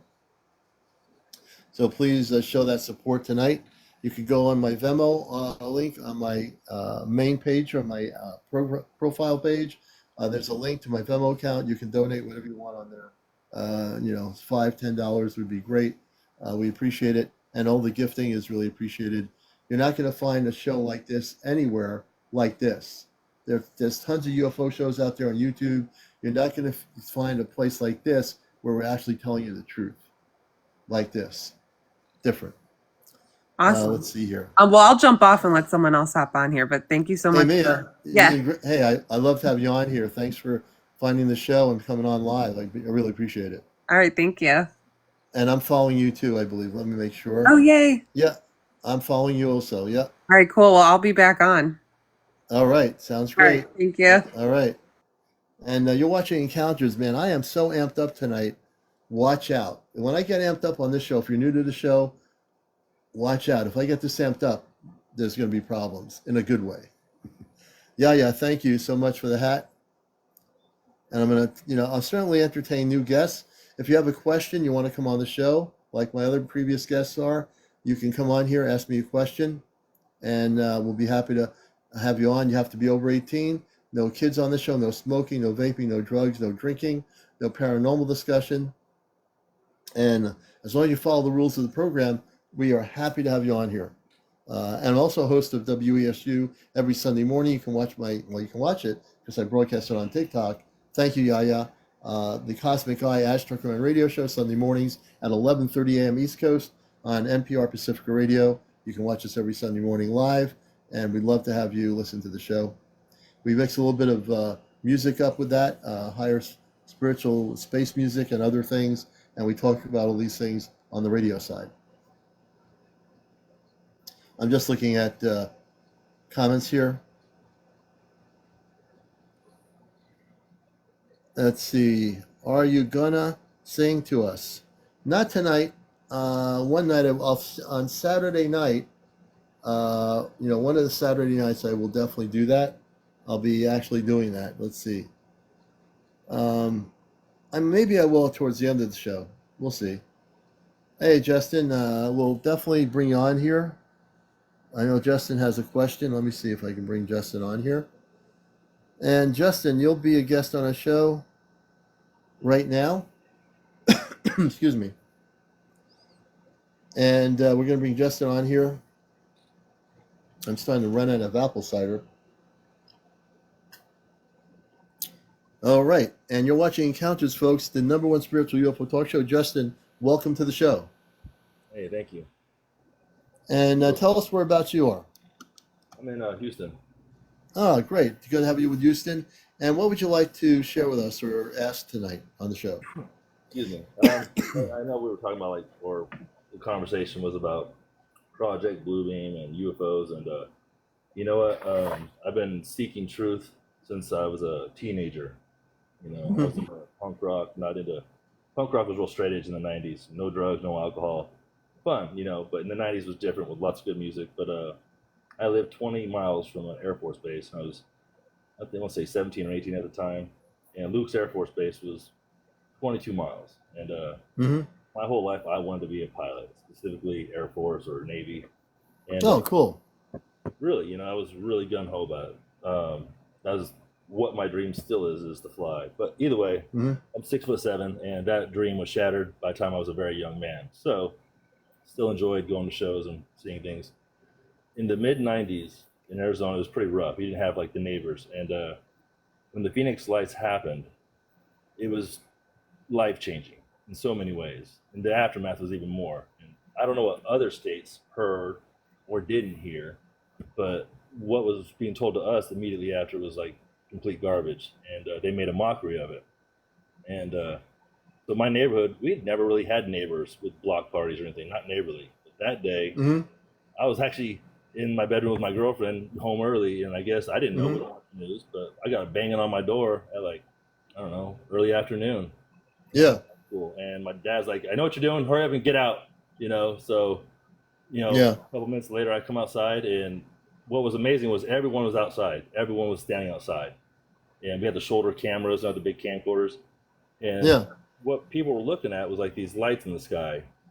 And during the day, Were you in Arizona at that point? Oh, you were? Okay. I lived in Phoenix, Arizona, right off 67 and Camelback. Okay.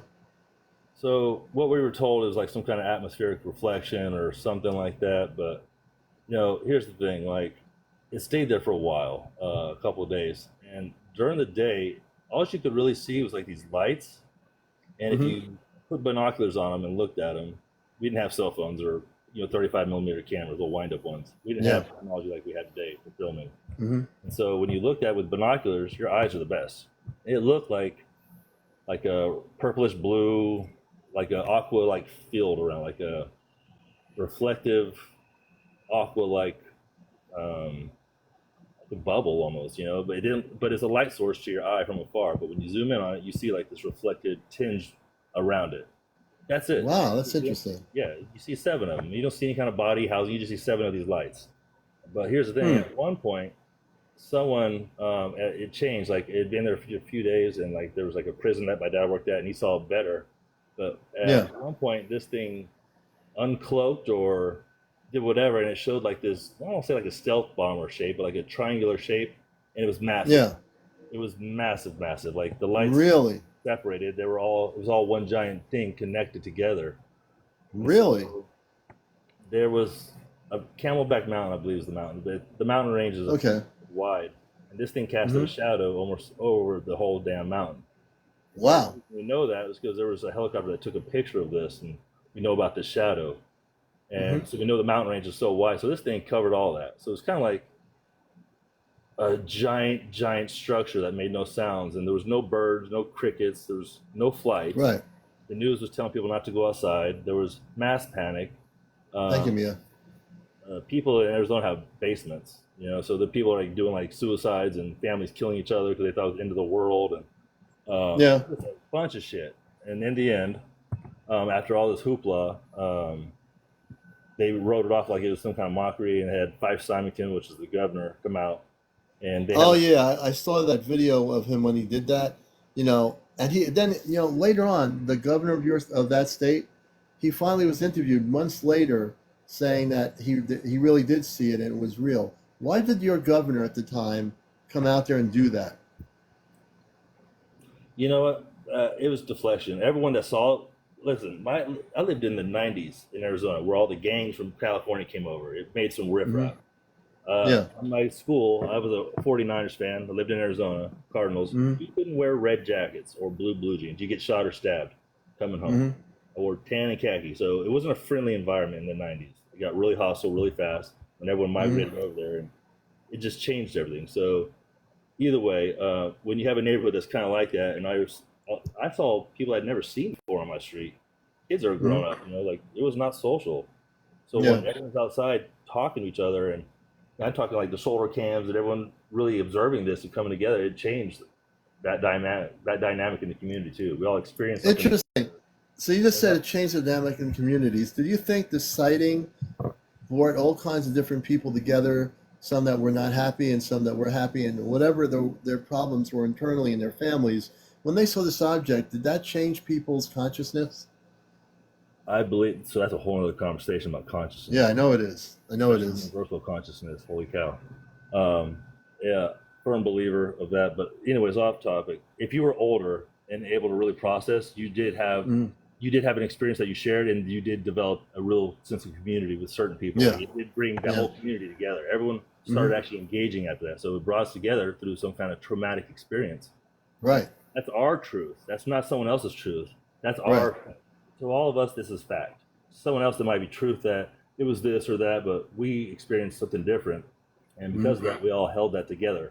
It's the same when people go to war, internment camp, they all go through a traumatic experience, and that bonds them. Now, ours wasn't like that traumatic, but when you have something that is a range of maybe up to 2 miles wide, hovering over the freaking in the sky, staying there, not visible, and look, Air Force Base, there's F-14s every now and then, mostly F-15s, a lot of F-16s, F-18 Hornets. You got some every now and then, like a stealth or something cool that they'll display. Let me ask you, Justin, do you think, and I was tuned into that Phoenix Light thing when it happened, do you think, this is my theory, that the Phoenix Lights were a big spaceship, and it was not our government, it was definitely extraterrestrial intelligence, that they took a big leap of a chance to say, here we are, we know that your media is going to make a thing of this, but here we are, we're trying to show you we are here we are in the city of Phoenix, in the sky above you, near the mountains. Now that's just my theory. What do you think? So, if you've ever gone to California, you get to go to the San Diego where they had the ships, the destroyers and the craft carriers. Yeah. As a little boy, I saw that. if you don't have that experience in that size of reality, like that's man-made, we know that. Like these submarines, and Right. stuff. If you've ever seen an aircraft carrier in real, like out of the water, docked, it's probably the most amazing things other than giant buildings. You're like, how the hell do you start something like that? Where do you start? Right. You make something Right. this big. It is such a colossal thing. It Mhm. takes a giant environment to even do that and house it. Mhm. This made that look like a Volkswagen Bug. Yeah. So when you have something that big and it's in the air and it's just remote, like, and during the day, we didn't even know. We thought it was just 7 independent lights. We didn't know there were. Yeah. We didn't know that fact until after the end. Until I think it was a helicopter was flying and had some sort of imagery where it casted like this triangular like shadow over the whole Wow. mountain. So that's how we know like the range of the mountain was like so many miles. And this, you know, they don't know. You can't really look at something in the sky because there's no scale behind you, so you don't know how big it is from tip to tip. Now I heard stories, Justin, of I've seen documentaries on this, good ones, where people reported seeing this thing or whatever going over their neighborhoods outside of Phoenix, going out farther away. People saw, you know, they were outside looking at this huge thing blocking out the stars, and went straight over and kept going. So it seems like there were a lot of people in the suburbs, in the city, throughout the Phoenix area, and I'm sure in the outskirts in the mountains, that were observing this. Yeah, and that's exactly right. When my dad was at the prison, he had that experience directly. That thing blocked out the sky where they were directly, and it was not fast moving, slow moving. So when it blocked out the sky was moving, and your whole peripheral, when you look up, was that entire. If you look as far left as far as right as you look, Right. and something's not very high off the ground, you can't look Right. miles away, so you don't know. It's just your entire sky is doing that. So he felt like Wow. this vertigo, and he felt really nauseous and sick, and he felt very small. He said, and he knew at that point there was something bigger than all of us, and Yeah. so many more questions. And the thing about that is, Amazing. it is, if you think about it, but something that big, where does it go?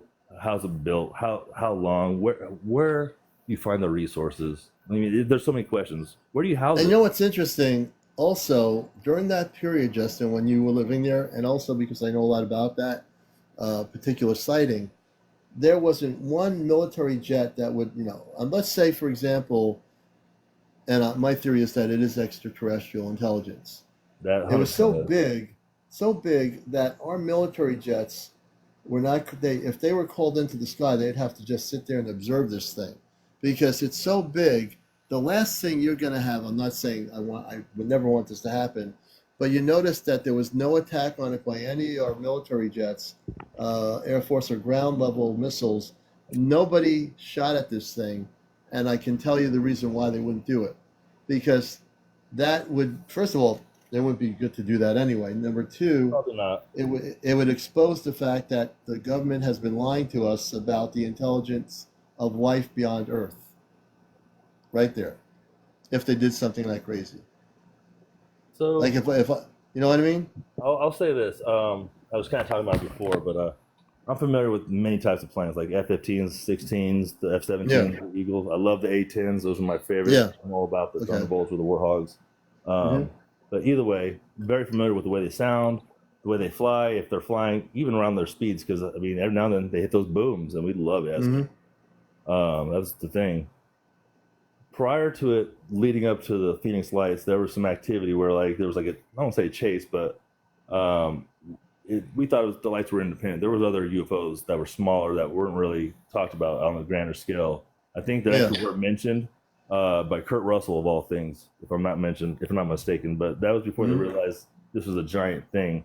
But there was some sort of jet that was very fast, and it was larger than normal, larger than an F-14, from what I could tell. And it was flying pretty damn low, and I mean, it was doing all sorts of crazy shit. Sorry. But I, to this day, have never seen any plane like it. And so there are special planes that are for UFOs. And they had something on the wing. I don't know what kind of, they didn't look like missiles. I don't know. It looked like, kind of looked like an extra fuel tank, but it was yellow like tubes. So I don't think they were missiles. They weren't shaped like it. And I can only imagine that they had, if they had, you know, we have recording devices in the military or Air Force jets, and I would gather that there were some helicopters from the military that were recording this object that are basically in the vault somewhere, that they do have recordings of this in the sky, but they're never going to show the public. Oh yeah. I mean, all the public footage is so bad. It's like I had a wind-up camera that, like I said, I was in bed with my girlfriend, so she had a purse with one of those paper cameras that you hold down a button, it charges up, and you wind it and just click. She had one of those, so we were rattling that finger off. And still got the pictures; they're horrible. Yeah. I doubt you can even see much, but to us, Wow. it looked like a yellowish light. It was like a cat eye, but when you zoomed in on it with the binoculars, you saw like this aqua field around it. And after so long, it revealed its true nature and scared the shit out of a lot of people, and like really scared the shit out of a lot of people. And after that, Yeah, we'll have to watch that one word there, though. This is my bad. TikTok. Sorry No about problem. that. Yeah, it really drew a lot of questions, and like I doubt people in Texas or New York had any real inclination of what was going on or why flights were down, or what was the holdup. I doubt it was even mentioned. They told In her, 1965 in New York, when I was growing up as a kid, all the lights went out over the whole region. Now, back then, people don't know this, there were people saying back then they saw some object going over these states, including New York, and when it went over these states, all the electricity was turned off. There was blackouts. And if people studied 1965, it was 66 or 65, major blackout. Now, the cover-up was that it was the grid. The grid has too much power.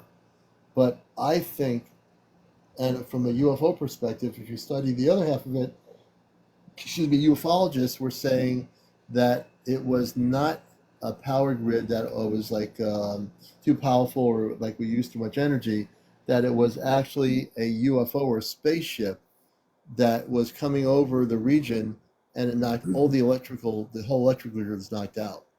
There's a whole story about it. let me ask this much. I researched intently. Like I said, after that in the 90s, that was what dinged me. It was the reaction. Right.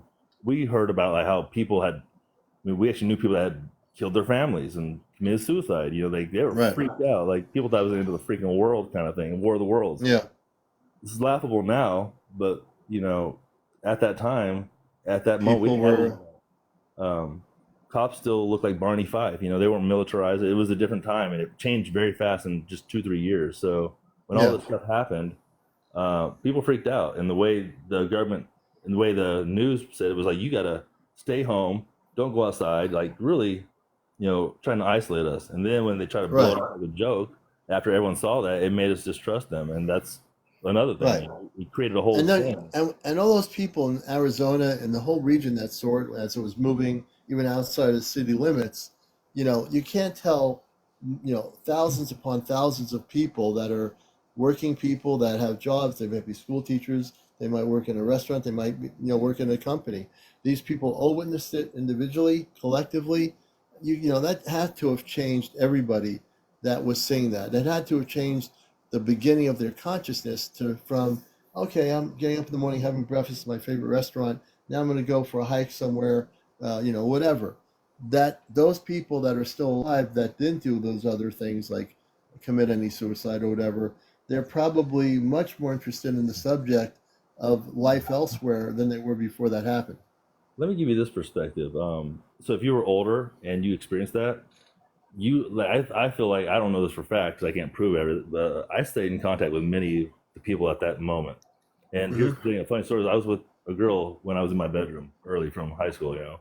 And so we even though we're exes now, we still have a pretty good relationship and bond, even though we're miles away. But I was in high school, we weren't solid. I had other girlfriends, so I was getting blown up with pagers, and I had another girl come over to my house when she was there because we weren't at school. We came home, we were grounded basically. You know, there's no school to do, so everyone has to stay home. So we were just having I had a pool. We had the best party, the best time, and everyone that was a part of that era where there was like a week or two of just chaos and uncertainty and end of the world parties and getting drunk on roofs and jumping into pools and doing things that is just the best, you know. And then you have this thing in the light at night. You're just like, man, what is that? And you're just like dazed and confused, like really just stewing at it as you're staring at it, and you're just amazed, and you're like, what do you, no one's going to tell it anything. Like, it ain't telling it to move. It ain't making no sounds. No cricket. You had that experience. All those people still good friends with me today. So yeah, I can imagine that to be true. Yeah. If you're too young, then it doesn't matter. But if you experience that moment, we are all magnetized to it. We still. Oh yeah, it changes you. Someone's asking, this is Encounters, the late night spiritual UFO talk show. If you're just finding our show now, please follow us. We're on most nights at 11 o'clock.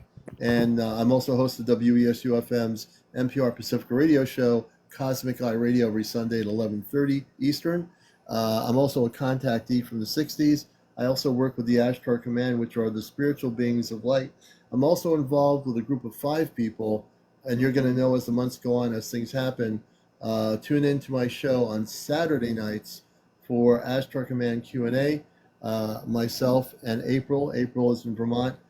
She's been on the spaceships of our command for over 40 times physically. We're not talking astral projection. There's a lot going on, folks, here that you need to know about who are new to the show. This is where you're going to find the information out. When we have contact, you're going to find out about here. There's 5 of us that are going to be going off planet within the next year, and we'll be coming back. We're just going to be going off planet on a spaceship, and you're not going to hear about this anywhere else, at least not now. Pretty much people like Stephen Greer don't know about this yet, and other people, but they're going to eventually know about us, and they're going to know about what's happening here. And it's going to really blow the lid off of the cover-up that has been going on for over 70 plus years here on our planet. Hey, Justin, I want to thank you, man, for being here. I'm following you, and you've been a great guest.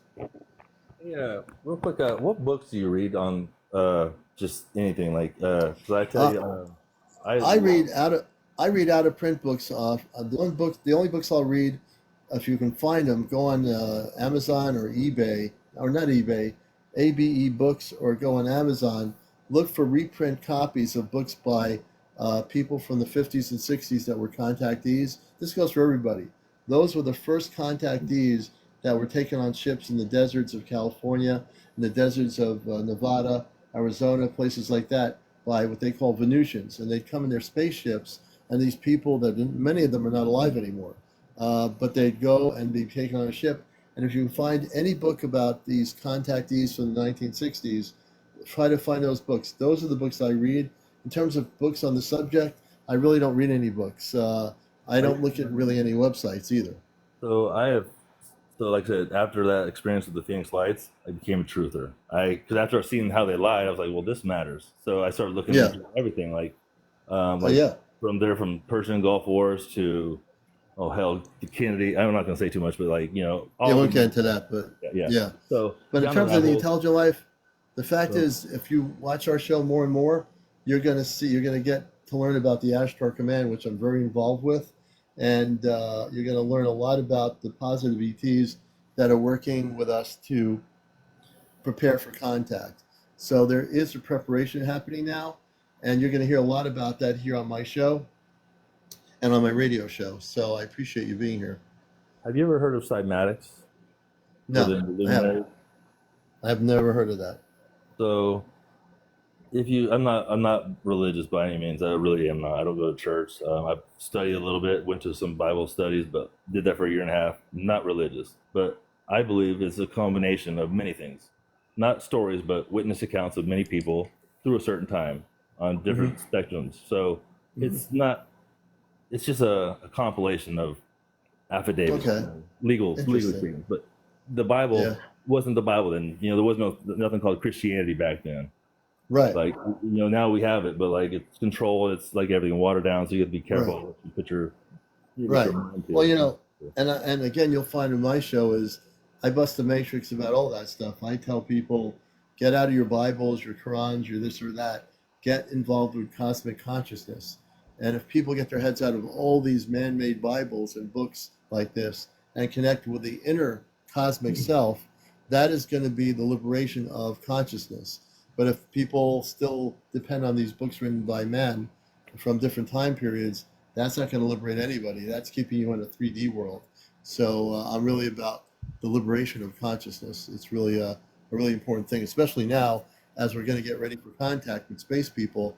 Human beings have to be prepared, have to be vibrating at a frequency or a vibration that is much higher than they are now in order to facilitate this kind of contact. Can I ask you a question personally? Yeah. Couple I mean, you're talking about vibrations and sounds and like, Oh yeah. and that's, dude, that is the sound. That is the start of life. That is everything. That's at the core of it. If you look into everything, whether it's different stars or planets, when you view some of these, they're luminaries and they present like cymatics. Like basically, what it is. So each tone, each frequency is different. And if you were to have like there's demonstrations of this, but put a piece of like, it's a special matte finish square piece of glass, and it has a little hole in the middle. And what they'll do is they'll sprinkle some sand on it, and they'll have a frequency go through that plate. Each tone will make that sand make a different pattern, like the boom, boom, whatever. And so one of those creates a like elliptical pattern. It's amazing. It's fascinating. There's thousands of tones and frequencies, so you make these really intricate patterns that mimic these sounds. And then if you look at certain planets and luminaries, the patterns to a 220 hertz, I want to say it's Venus, but when you look at the same type of pattern, it's a frequency. It's only created from that tone. The crazy thing in the spiritual world, the spiritual realm and the realm that we're in, they are connected, and this is how they're connected, I believe, because let's say if you were to try to lower yourself, meaning slow down, meditate, clear your mind, really just breathe, focus on breathing, nothing else. And if you hear that tone and close your eyes, you would start manifesting in your mind this picture, this I'll say like a spherical, but like whatever tone, you'll start manifesting this image. And if you were to try to draw it the best you could, like it usually looks like a bunch of swirly circles or flowery. You see a lot of it in Egyptian hieroglyphics, and a lot of it in a lot of familiar, what's that word? There's a lot of symbolism that represents this, and a lot of old churches and cathedrals, and I feel like they're all in tune with this from the early days, the 1800s, when they had these structures still here. But the cymatics, they hold their own frequency, and that frequency is in the real world and in the spiritual world, so they're connected. Right. So that's what I was getting at. And I'm proving this. I got books on it. I'm actually done a few things with just sound and water and light, and it's amazing. Cool. It's amazing. Yeah, definitely. I play on my show over the years. I play a lot of higher frequency music, space music. I mean, I talk, but I play some of this music to purposely bring people to a higher consciousness. So if you listen to like on YouTube, ambient space music or starseed music or Christ consciousness ambient music, there are different patterns of frequency and vibration that will bring people into a different state of consciousness if they do this. And it definitely will help people that are trying to uplift themselves to that frequency. Did you know all the old cathedrals and churches and castles had giant bells? Every village had these bells, and usually the bells would have stained glass and pictures and patterns. And what I learned recently in the last 6 months, so I'm still trying to find the information in old books, which is harder than it looks, but I got a good collection out. But either way, a lot of these villages had certain frequencies and tones, and like if you were feeling depressed or down, inflammation, sound can heal that. So each one of these villages had a different bell, and if they were all singing at the same time, there's like a vortex of energy that is resonating. Yeah. It's not just abundant for people, but wildlife. The plants, everything is in harmony. Like the mycelium network between the mushrooms is stimulated by low bass, which is how they have mushrooms in Australia, essentially, because the hand drums and the tribal chants, and that's what connects the trees and the seldom water between this network between the mushrooms. It's really fascinating. But sound and frequency works the same way with cymatics. And our stars and luminaries, if you get like a camera or try to film it, it looks like a globule, like it looks like it's dancing around like the cymatic. And if you actually get a P1000 and really zoom in on it, you can see that each star, each thing has its own frequency. And if you try to go down the frequencies and line it up, you'll be able to see like, hey, this one's a 1220, this is 220, wow, 440. Interesting. And it's amazing when you get that understanding. I don't know what it all means yet, but I have a feeling that we had people that talked about living a lot longer, and there's research from, I mean, there's some research done from some mad scientists from the 30s and 40s, if you know what I mean, with the brown shirts. They had scientists that have proven that they can eradicate cancer with sound frequency. and they can also stimulate certain things with sound frequency. So they've been aware of that since the 50s. But there's also something All right. from Roswell.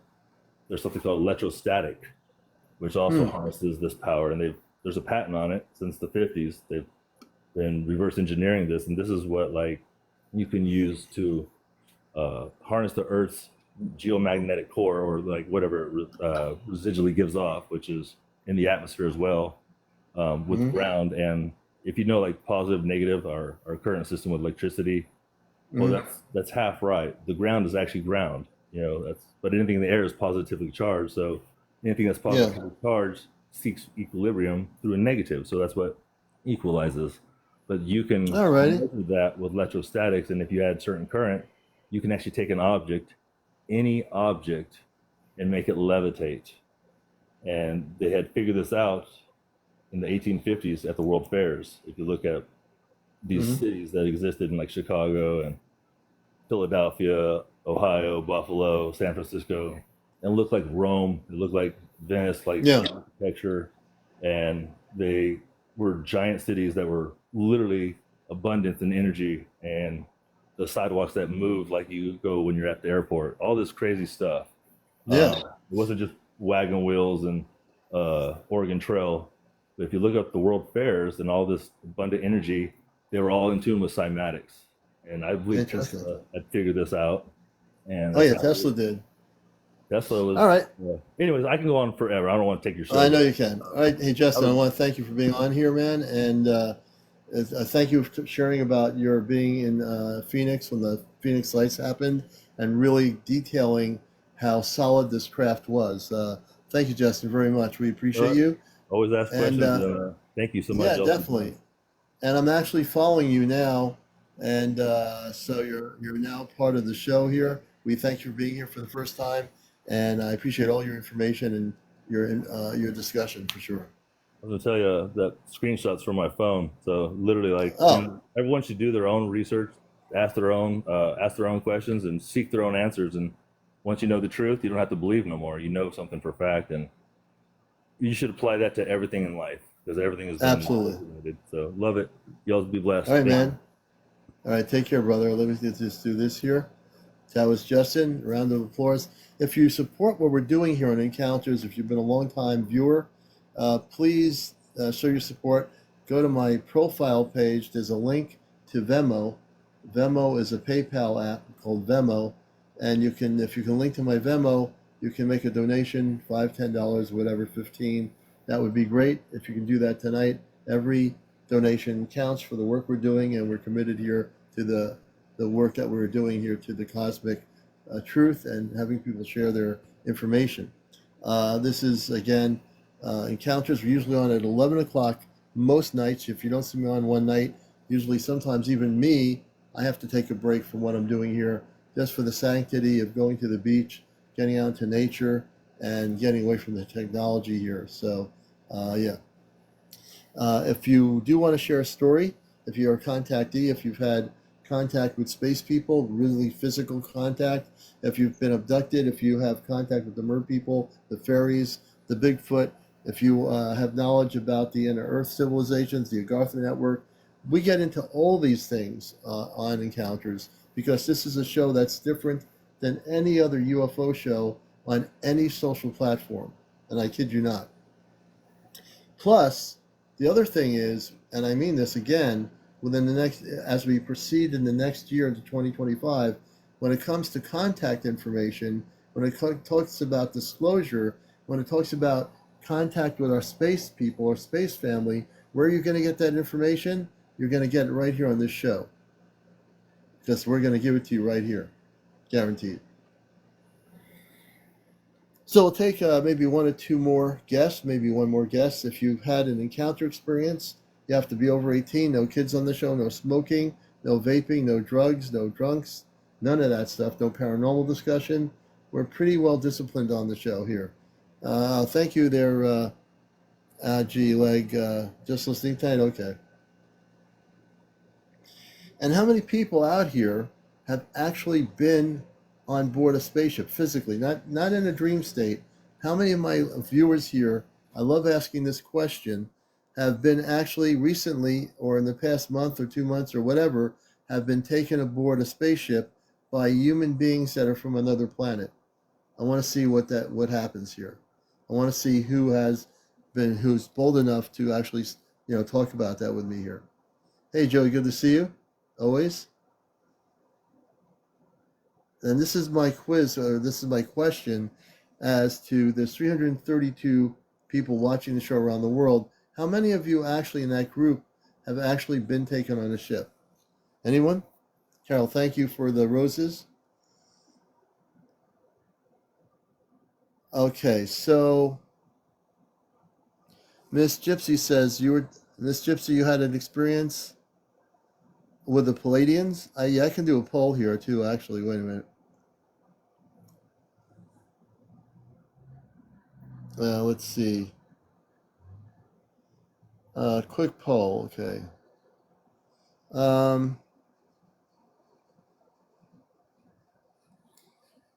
Quick poll, let's see here. Okay, that's not the poll I want. What's going on here? I need to take that off. I want to do something different.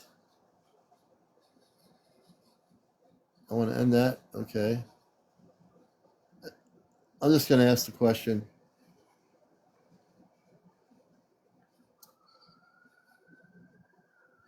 Okay. So let's see. Hey, thank you for the gifts. One Toyota. So I'm trying to figure out who has been having physical encounters with space people. I'm going backwards. See if I missed any comments.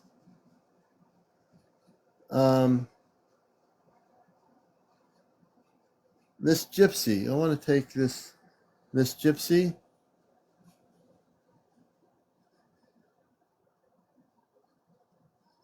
Miss Gypsy, let's see here. You said you had contact from the Pleiades. So we're going to invite Miss Gypsy up here. Can you hear me? I sure can. Welcome to Encounters. Thank you. I'm glad to have you on here. So I saw your comment. Can you go into more depth about the Pleiadians? Did you have physical contact with them? I come from the Seven Sister Star System. Mm-hmm. You know, just like you've known about Anunnaki and Arcturians and all that kind of thing.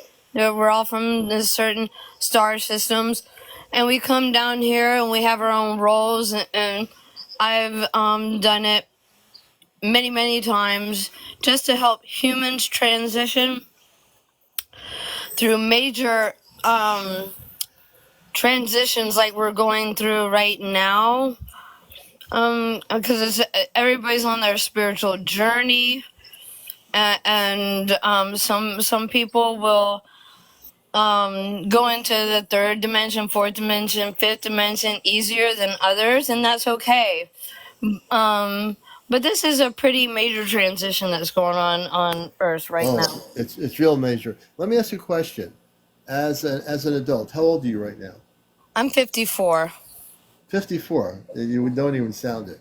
So let me ask you, when did you know, like for me, I come from Mars. Now, as a kid, even when I was still a kid, I told kids playing baseball, I spurted out to them and they were not happy. I'm just playing stickball in the court. And I say, oh, by the way, I'm from Mars. I don't know if I said, oh, by the way. Whatever I said as a kid, I said, oh, I'm from Mars. And they were really angry. Now, again, my contact experience was also at that time period in the 60s. And that's when I saw the spaceship with the people that were wearing light blue outfits. So for you, when you were young, what triggered your knowledge? When did you know this?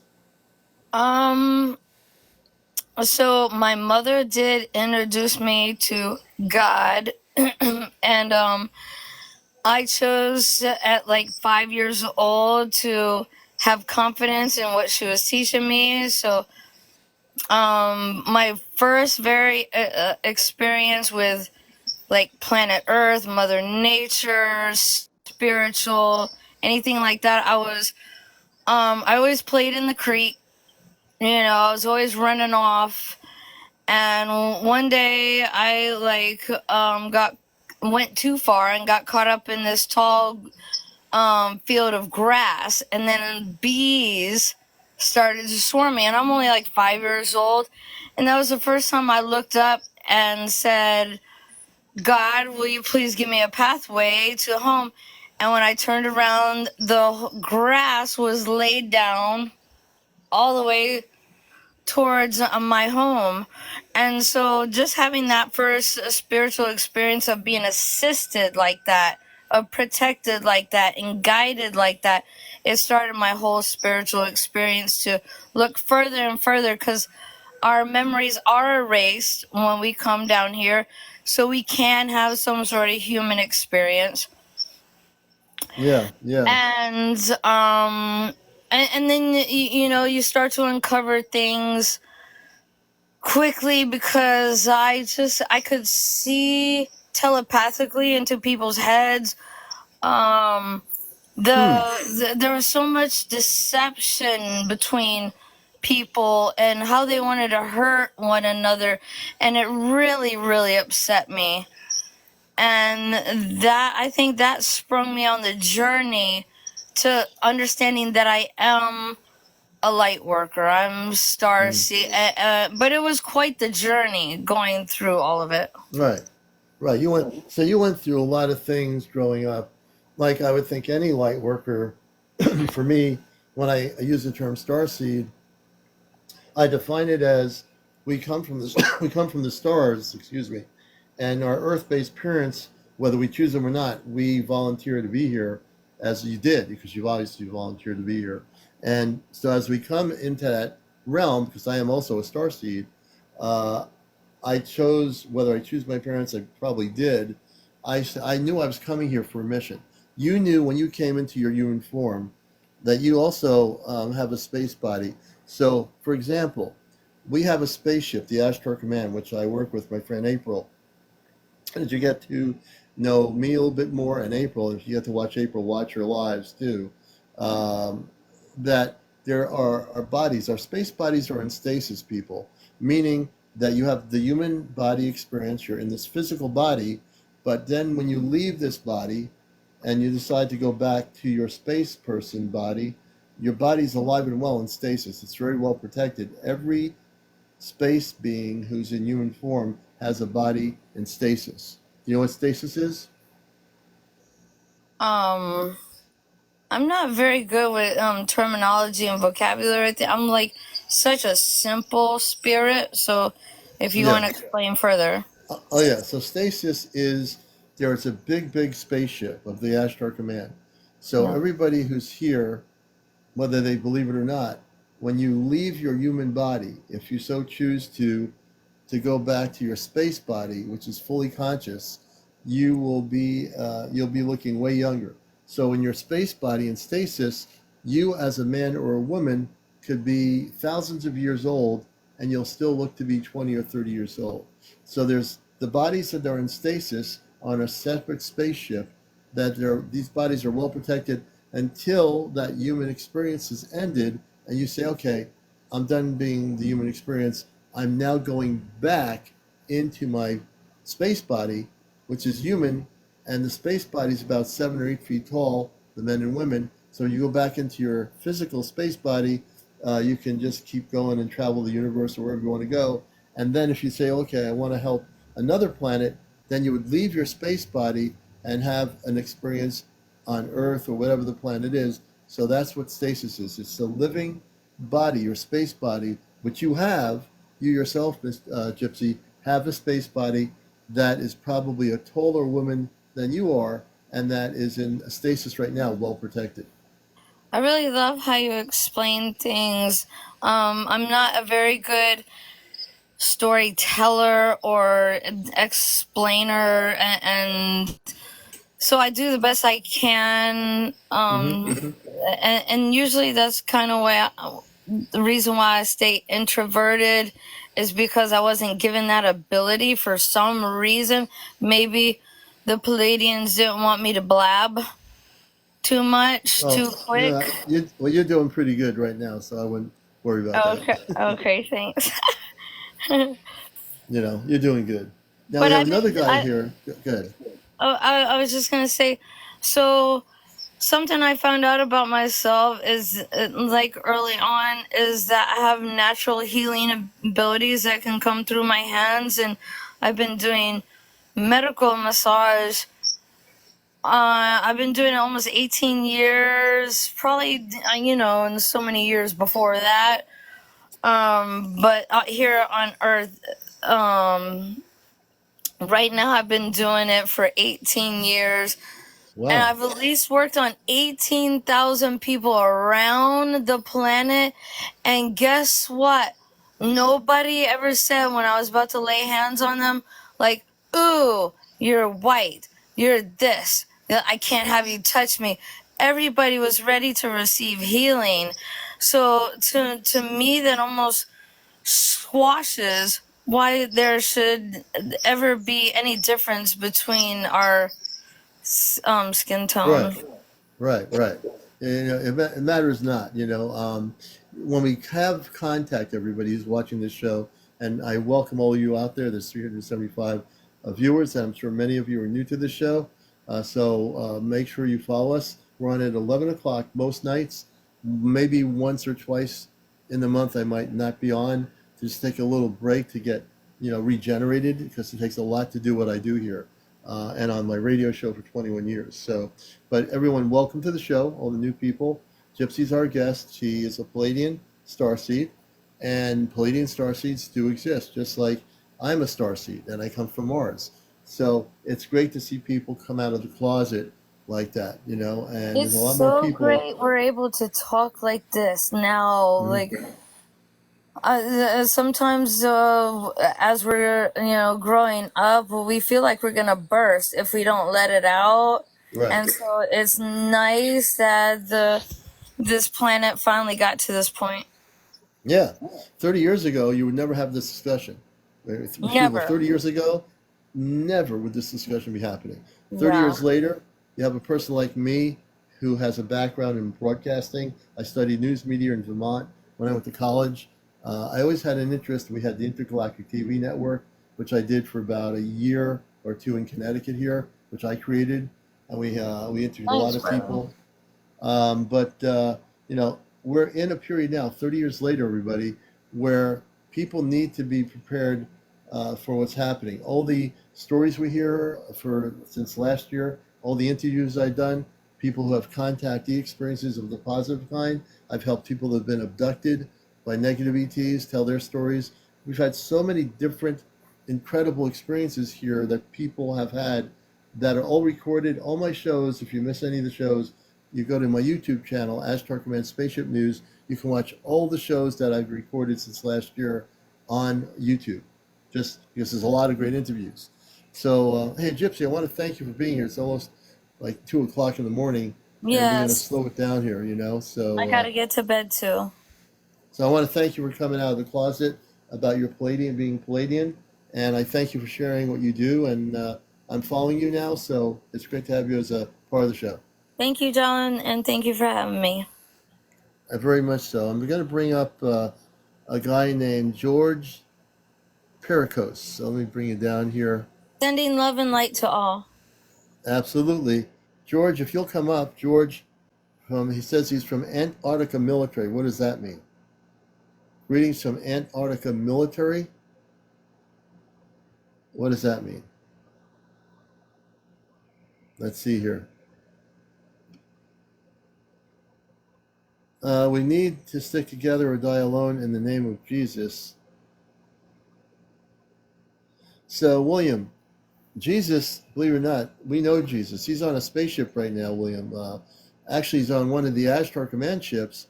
And people, just to let you know, Jesus is not only a funny person, but he is actually the head counsel of the Ashtar Command. Jesus. He's a space person.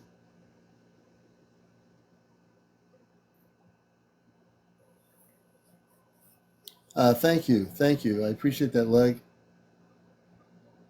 And I think it's time for the wind down here. Also, I'm going to bring, see where this person is. B Money. Before I bring B Money 69 on here, B Money, can you tell us a little bit about yourself? He might be. B Money, what's Karen Morgan? Thanks for coming back in. B Money, can you tell us a little bit about yourself? You're watching Encounters. I really hope people will gift us here. Please send your TikTok gifts through now if you can. 23 Mail USA. I understand. B Money, what did you want to bring to our discussion tonight on the whole UFO ET stuff? Hey Calico, good to have you back. Okay, so just curious. Okay.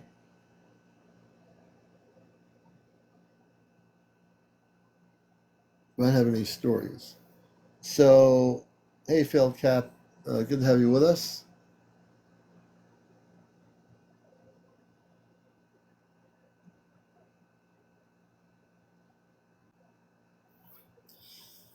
So it is getting late here, folks. So I think we're going to kind of call it a night. I want to thank everyone for watching, all the new people.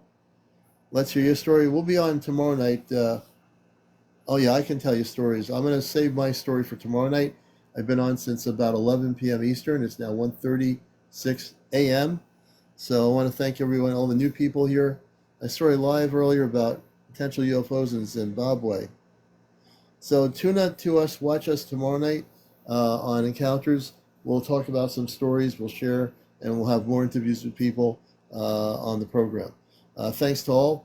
Any last minute gifts, please go to my Venmo account on my TikTok here. I have a link. Please make a donation on Venmo. That's like saying Om or you. I'll say Venmo, Venmo, Venmo. And also on here, thank you, Edward. Thank you, Mr. Wolf. We appreciate you as well. Thank you, Mike Masters. Never a dull moment on Encounters. I'll guarantee you that. The most talked about #1 spiritual UFO talk show on social media. Guaranteed. Guaranteed. Sonia, thank you for the team bracelet. I'm now going to take a deep breath. So people, UFOs are not fallen angels. Healing vibes. I'm going to bring healing vibes up here. Healing vibes, I want to bring you up here. I want to have a little discussion about this whole thing with the falling angels UFO thing. I love my guests here. So I want to kind of get into that. I like your name, Healing Vibes. Welcome Hello. to the show. Hello, can you Hey, hear Healing me? Vibes. I can hear you. Welcome. I can hear you. Yep. I And live in Eastbourne. you're over 18, correct? Pardon? You're over 18, 18? yep. I'm 60, Okay, mate. okay. Oh, good. Well, it's nice to meet you, Healing Vibes. So let me just say something, just to kind of help here. UFOs are not falling angels. UFOs are unidentified flying objects. No, they're They're interdimensional entities, mate. Well, they could be. I'm not denying they're interdimensional, but there's also multidimensional. There's also parallel dimensional things. There are also the thing called intergalactic spaceships. And Yeah, the I reason know, I mate. know I know you that, got information about it because you're dealing with the dark side, mate. Now then, what it is, they come from I lived in Eastbourne, and there was a vortex there, and these actual UFOs were going over my garden. Before I seen, I'm old school. I have to see them to believe. And at the time, I didn't know nothing about UFOs. I thought people that talked about them were absolutely crazy. And there was me talking about them all the time. And then I found out, because it actually shook my belief, because I'm a faith healer. That's why I'm called Healing Vibes. oh, great. And a supernatural healer, actually. I've healed cancer. I've stretched limbs. I've done everything, mate, over the years. Huh. Anyway, I found out about them, and I found out everything there is to find out about them.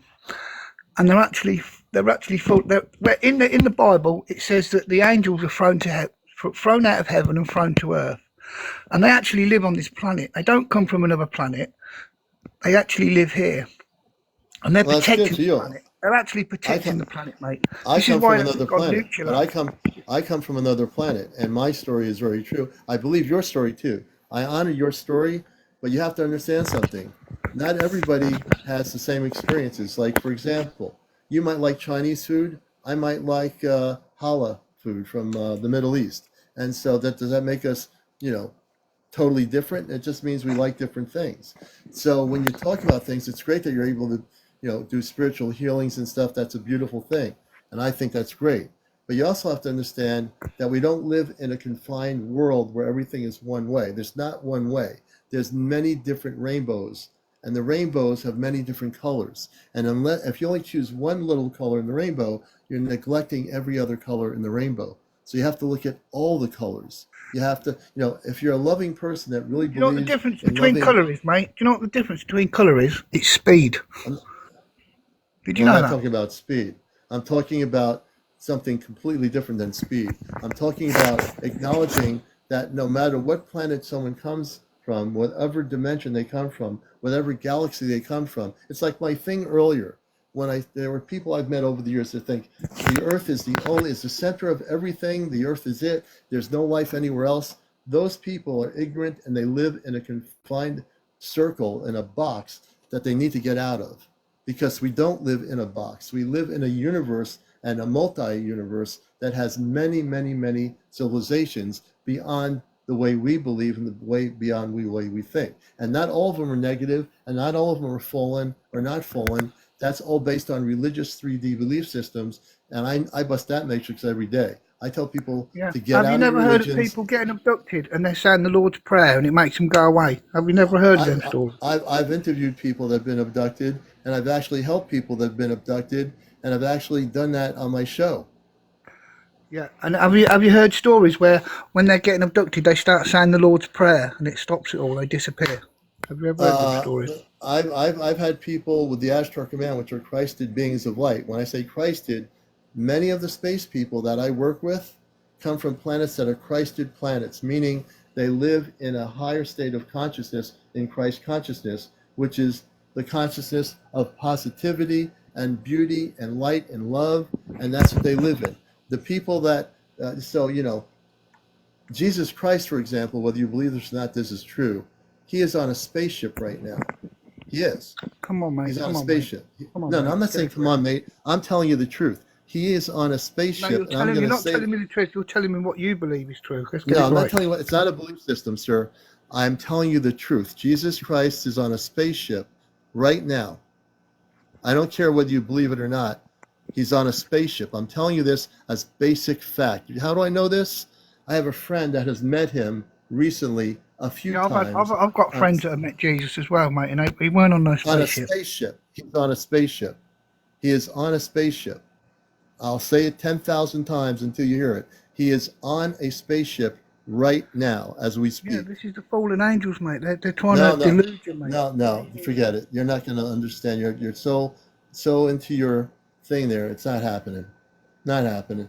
I did it on purpose to see whether I can kind of have this dialogue.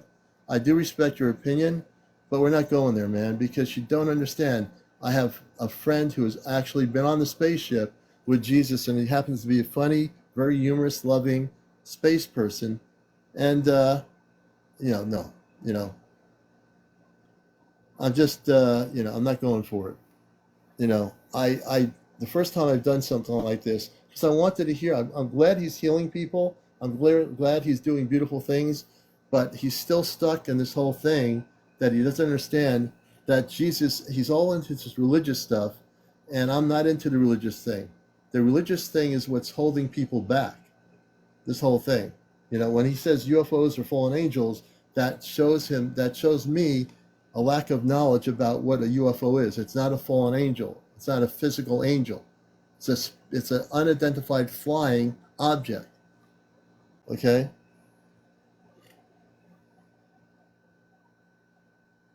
That's just the way it is.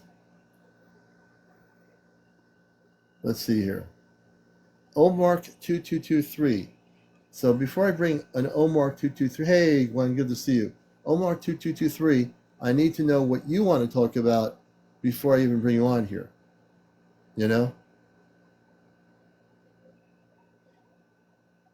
Yeah, I mean, when they go off, when he still tells me, when I'm trying to explain to him in terms of a discussion that Jesus is on a spaceship, he's on a spaceship.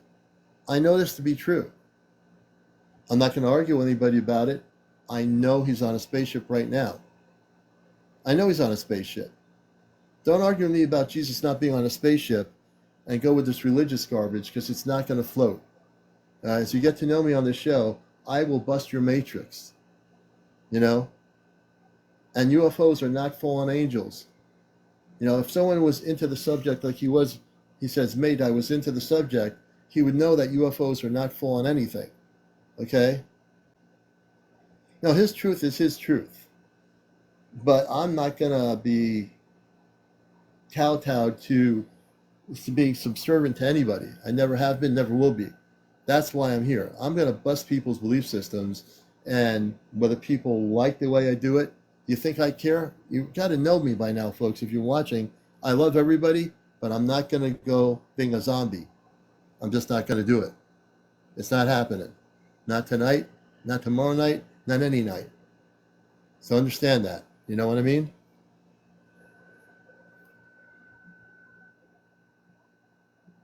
Well, Jesus is on a spaceship. Codify, I only said that because he is on a spaceship. He doesn't always go on a spaceship, but he is on a spaceship. Okay? Jesus wears regular clothes. The earth-based religious teachings about Jesus were all basically lies. The whole thing with him being on a cross. How do you think when he came out of the tomb, after 3 days, the rock opened up, and where do you think he went? All this was encoded messages by people. Where do you think Jesus went? You really do believe the Bible and all the garbage that you've been taught on earth? Come on now. Really. Jesus went into the clouds. When they say he went to the clouds, here's a quiz. When Jesus went into the clouds and people saw him walking around the countryside, there was this big cloud. He went into the cloud. What do you think the cloud was, folks? What do you think the cloud was that he went into? Are you interested to know the truth about that cloud? Because I do. I decoded it. When he went into the cloud, that was an artificial atmospheric electromagnetic field that was created. When he went into the opening in the cloud, he went into a big spaceship. He went into a spaceship. I'll say it 10,000 times. Jesus, when he went into the cloud, I know that your religious people are going to be all over me about this. I don't care. He went into a spaceship. I'll even meditate and say it. Om, Jesus went into a spaceship. Okay? He did. See, the one thing you're going to learn about this show and the Commander, I'm here to bust every belief system on earth. I don't care who you believe your politics is God, or I don't care what religion you came from. I don't care what scientists you know. I don't care if you're an intelligent genius. I'm here to bust the matrix and liberate this planet. This show is about cosmic truth. I don't care about anyone's belief systems. You know, you're going to love this show because I really do something way different than the so-called 3D world. You know what I mean? I am amped up tonight, folks. I really should be going to sleep. But I am so amped up here. You know, there you go. Thank you, Ashley. I appreciate it. I think I'm bringing up somebody that's my sister. We're going to stay on till about 2. I am so amped up right now. I would say that most of the Bible, they took a lot of stuff out of the original Bible that talked about Ezekiel, the spaceship. Ezekiel was a spaceship.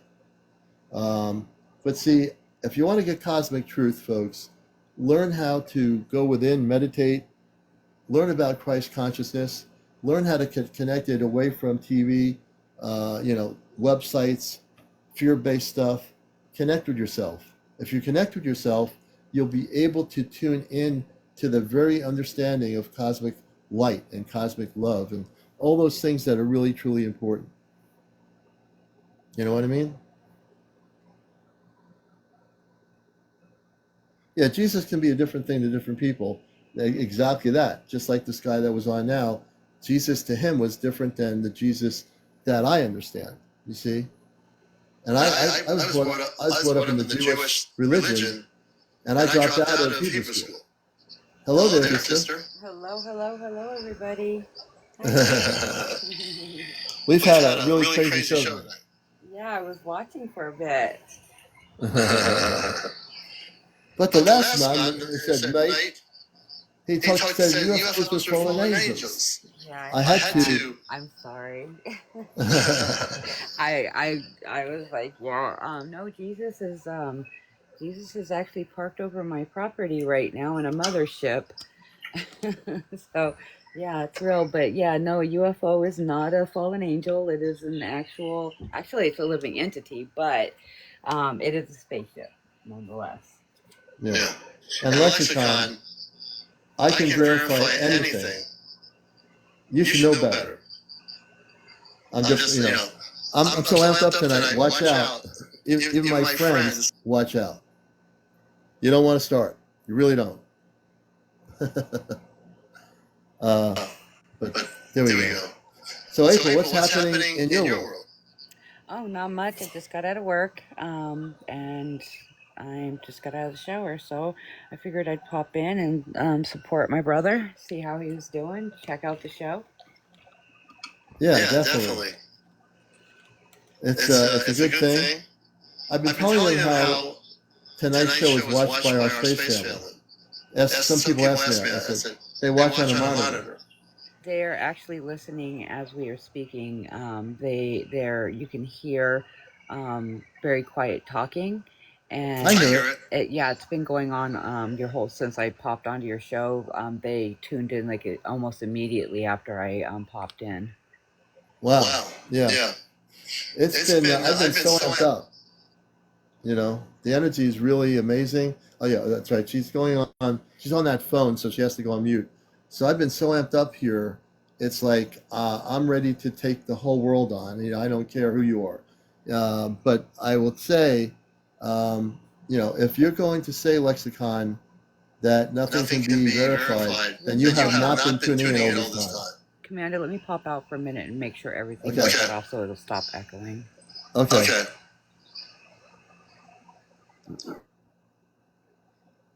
She will be back. She came in, other stuff was going on. She was actually off planet that night. So lexicon, you need to be a little bit more relaxed, brother. You need to be a little bit more relaxed and stop jumping to conclusions. You should know better. You know what I mean? Oh yeah, Jesus is listening. I'm sure he is. And let's see here. Hey, Aaron. Good evening. Good to see you. Okay, let's see. I'm going to bring April back in. All right.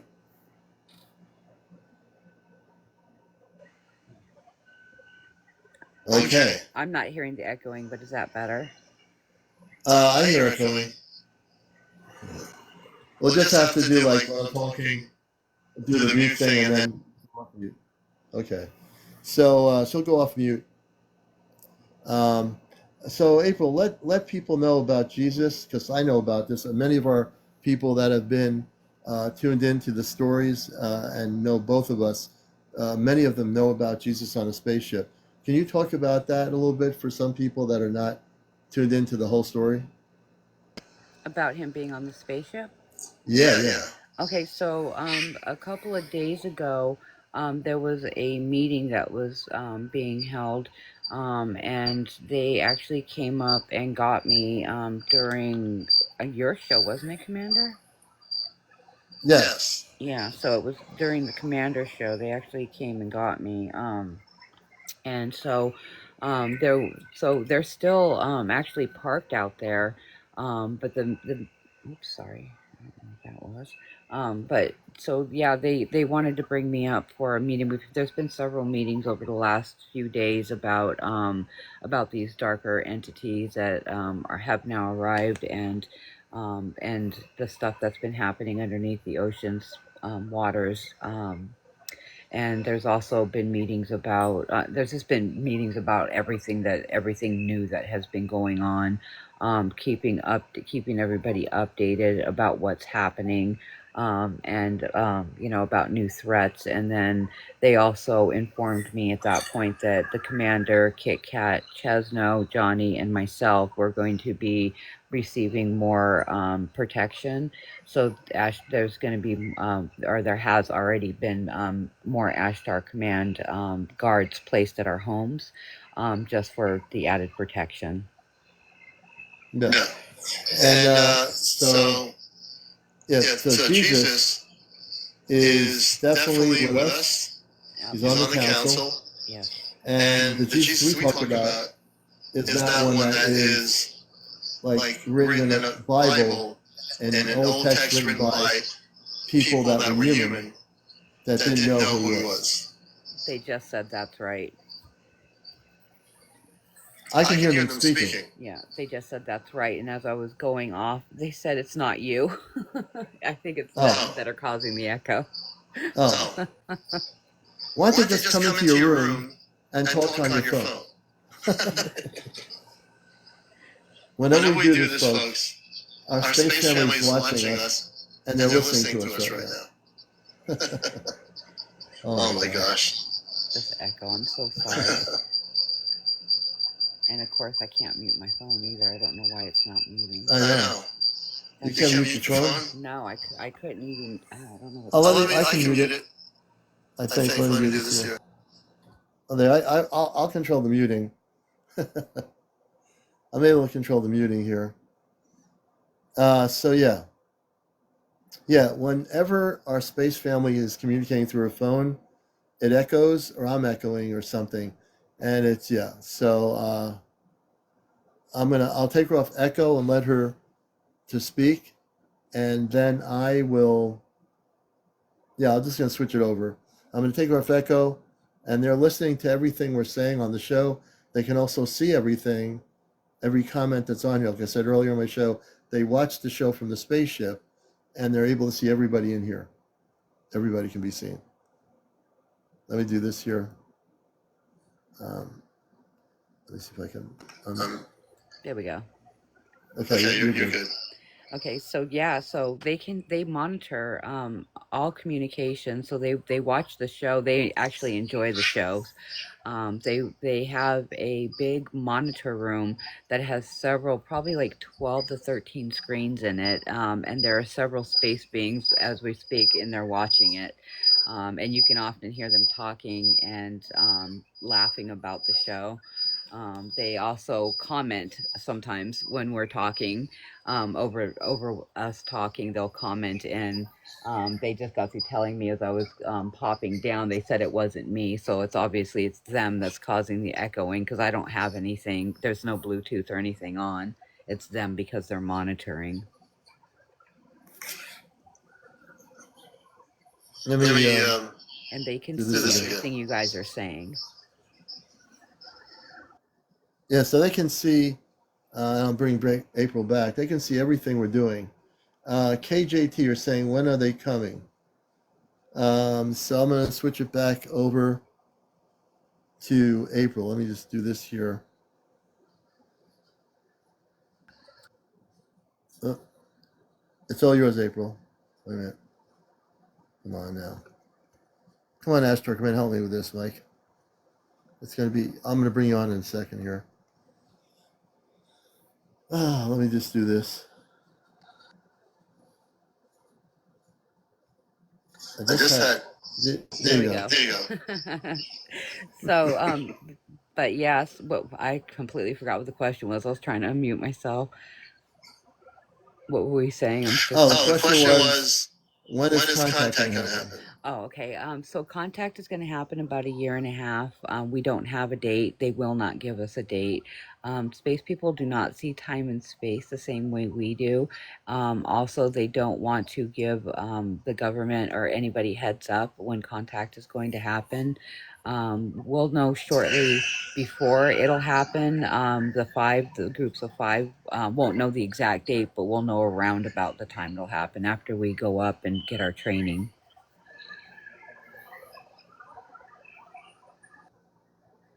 Hopefully that answers the question on that one. I know I'd like to stay on longer. It's 2 a.m. in the morning. I know April just got home. So we'll be on tomorrow night after 11. If you want to, when she's around, my sister can get on here. We can have more dialogue with you. Our Ashtar family, I want to send KJT. What's your question? Go ahead. KJT has another question, and I'll switch it over to April and myself. My name is, people saying, hi, space family. Is anyone familiar with the, yes, I'm familiar with her. Good lessons. I saw UFO once, Scotland, UK, around 1977. Any final questions for April for tonight? Please. They just said hello.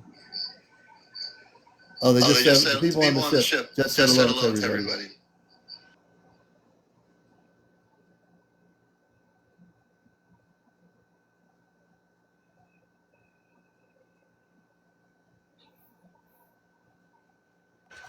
We enjoy They're the all, show. and the people on Earth on the show, to my family on the ship, they're saying hello to you too. Kit Kat Dad just said, I love you, daughter.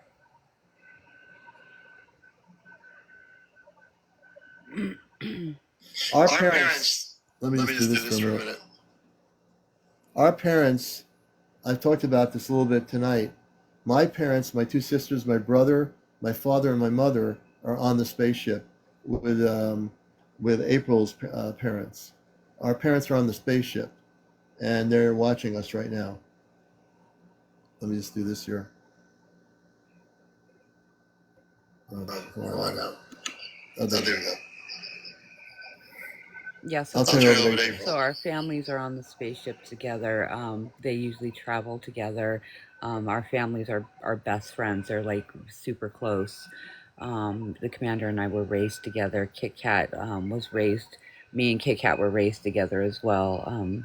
And Kit Kat's parents had passed at a very young age for her in a battle that had happened off planet. And Kit Kat was, my family raised her just like they were one of her own, or their own. Sorry. So you won't tell them any different. That's their daughter. And let me see here. Miss Shelley. Let's see. Let me do this. Miss Shelley, that's our space parents. My Earth parents, they're no longer here. But we're talking about our space parents. KJT says, CmdrAleon 22 and April, what type of space training will we have? Let me see here. I'm going to bring it back to April. Space training, what we're really essentially doing is we're getting the planet ready for contact in a year and a half. Not just April and myself, but we have a group of 5 that will be getting the planet ready for contact. And again, when we are taken on the spaceship, the 5 of us, we don't have a timeline on that because our family doesn't work in time.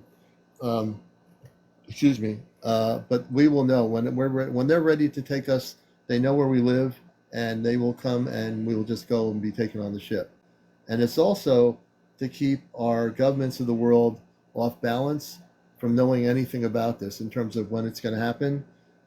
So that's why there's no definitive date, because we also are being very protective of our space family. And our space family is very smart, and they know what they're doing. And when we are taken on the ships, we will be wearing our spacesuits. When we go on the ships, we'll wear our spacesuits, and we'll be able to breathe on the ships as well, and be able to do whatever we're going to do. When we have the information that we're supposed to share with the people of Earth, we will let you know. We'll only tell you what we can, and we'll let you know the things that you need to know at the time. I'm going to switch it back over to April. Let me see here. There we go. See. So, Go ahead. so guys, yeah. So when just before contact will be taken up for specific training. We have 2 missions. One we cannot talk about, but we've shared everything but the specific mission because it's an important mission, and we'll be trained for that. And then we'll be trained on ushering humanity into the new world. Is basically what it's going to boil down to. We're going to be helping people not be afraid of the space people, and welcoming them in. Also, not just the space people, but the Bigfoots and the fairies and elves will also be ushered into humanity at that point, because they've been working closely with the Ashtar Command in helping our planet. Absolutely correct. And let's do this again. And what she's saying is absolutely correct. So again, there's certain things that we are, that we're not able to talk about.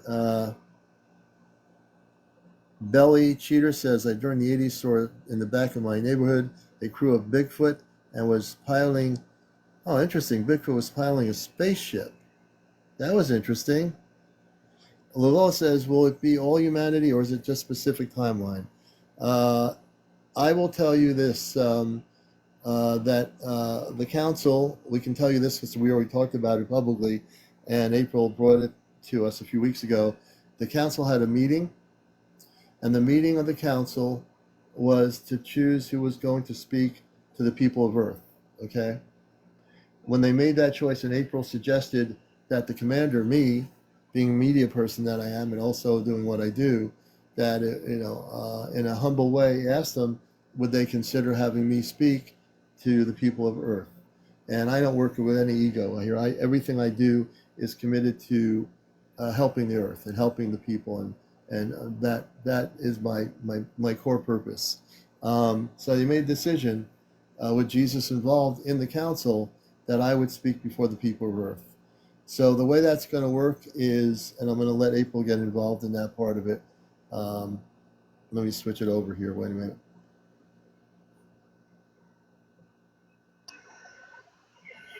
Okay, and but it won't be a specific time. There won't be like specific people that are chosen. It's not going to be like that unless you're like a super low vibrational person or part of the elite that has harmed humanity. Those people are going to be held accountable. It'll be everybody. Everybody that keeps their vibrations high will be shifted over into the new Earth.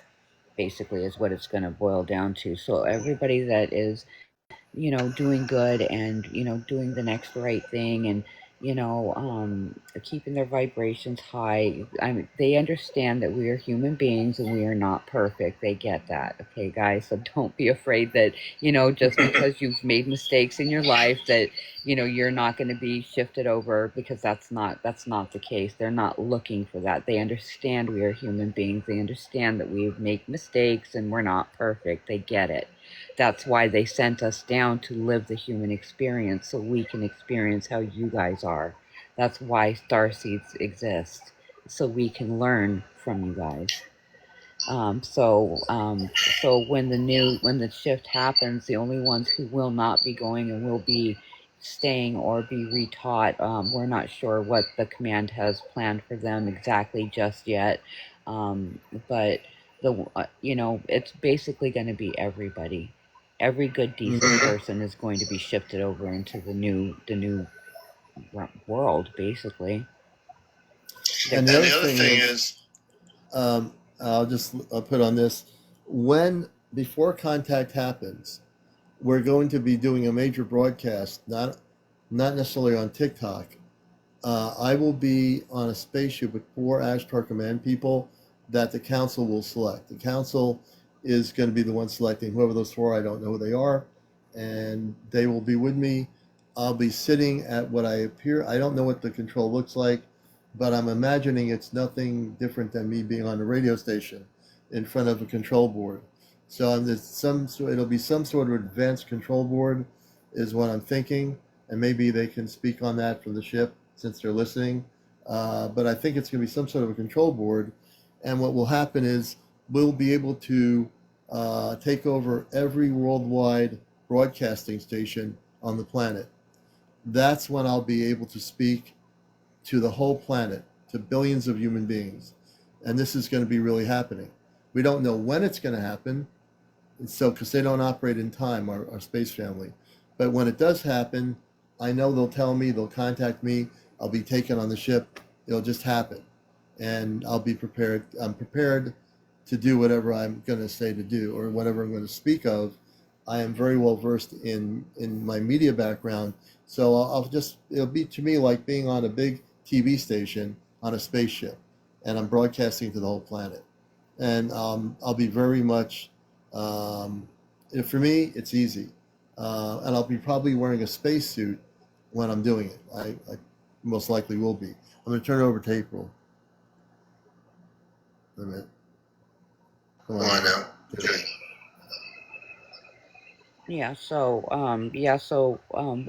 While contact is happening, there's going to be a broadcast that's going to be done, so that the people that can't get outside or people that may be a little afraid to go outside will know what is happening, because most people will probably be turning on their TVs to figure out what's happening out there, and all the broadcasts will be stopped, and Commander and a couple of Ashtar Command space people will be with him doing this broadcast.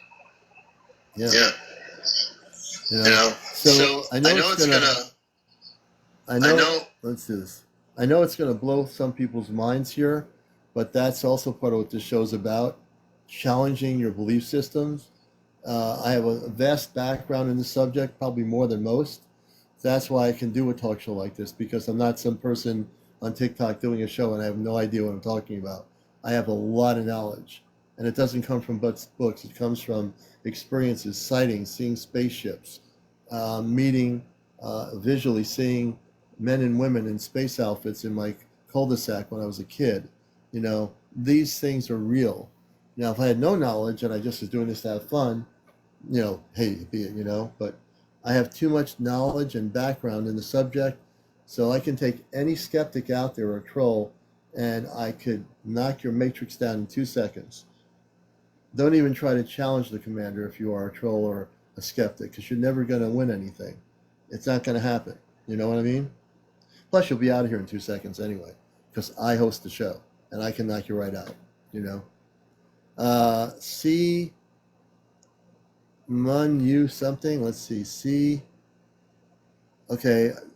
The person that says I have something to say, can you write in your comments what your comment is, and we'll respond to it? Maybe.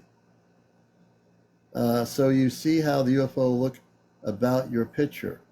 Oh, the picture?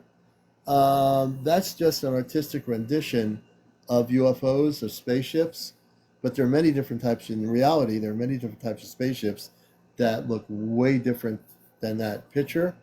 And there are documentations of photos of spaceships. A matter of fact, if you look at Friends with Fairy, her page, you'll see a video of one of the spaceships over the mountains. And I've actually shared that picture. I put it on my main page here, and you'll see an actual large ship of the Ashtar Command. That has been documented. I'm going to turn it over to, it's getting kind of late now. It's 2:14. Let's see here. Whoops. Whoop. I keep doing this. Come on.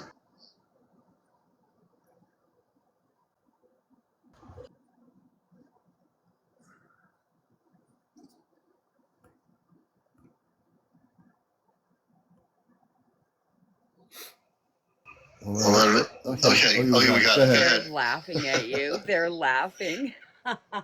Well, I'd like to see them sitting in front of pressing the button with their spacesuit on. I heard them laughing. Good. But there are several different types of spaceships. They have weather ships that are the ones that go out and clean up the atmosphere. They can look several different ways because they shapeshift. They can look like these big giant silver stars. They can look like flat disc types. They can also look like those Tic Tac ships that everybody reports seeing, and they can also look like jellyfish, translucent jellyfish. And that's the weather ship. They have a waiting ship. The waiting ship are where our space bodies are and cryostasis, and those are heavily protected ships. And then they have their working ships. And they have other ships too, but they're working. These are like the big ships. And their working ships are the ones that handle the business. And they also have the living ships, which are the ones that the space people actually live on and grow their food on. And that's important to know that, and we'll, we're probably in a few more minutes we'll close it for the night.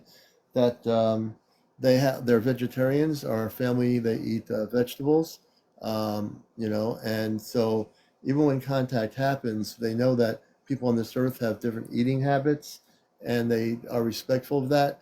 And eventually, people will, as we transfer into a new way of living, it's not going to be abrupt. It's going to be very gradual.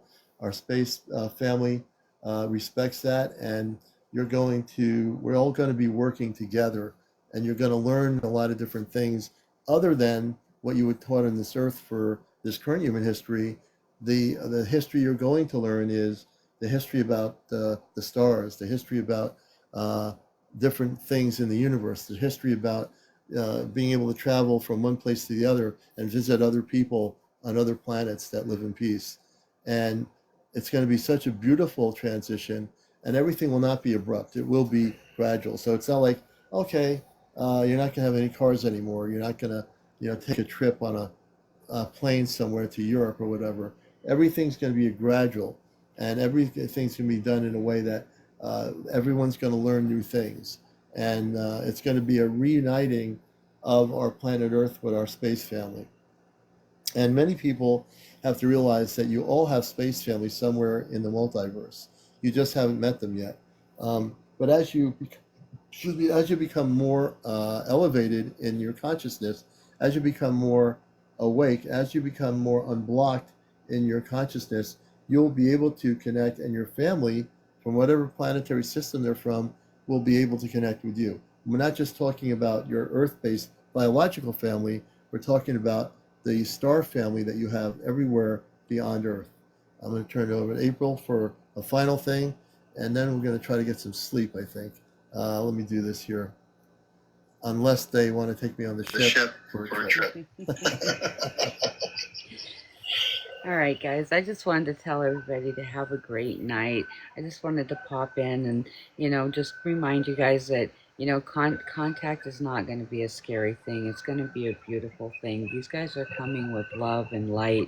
They're coming with fantastic technology and medical help for those of us that are sick. And, they're also going to be helping with reversing our aging process. And, they're going to be teaching us a lot. And they're also going to be helping us, not doing it for us, but helping us heal our planet and get it back to the paradise it used to be, but with technology. And Shogun, what is your question before we go, Shogun? We'll answer the question together. And then we're calling it a night. Shogun. Oh, why are we waiting 1.5 years for contact? We don't control that. That's being done by the council, and we respect that.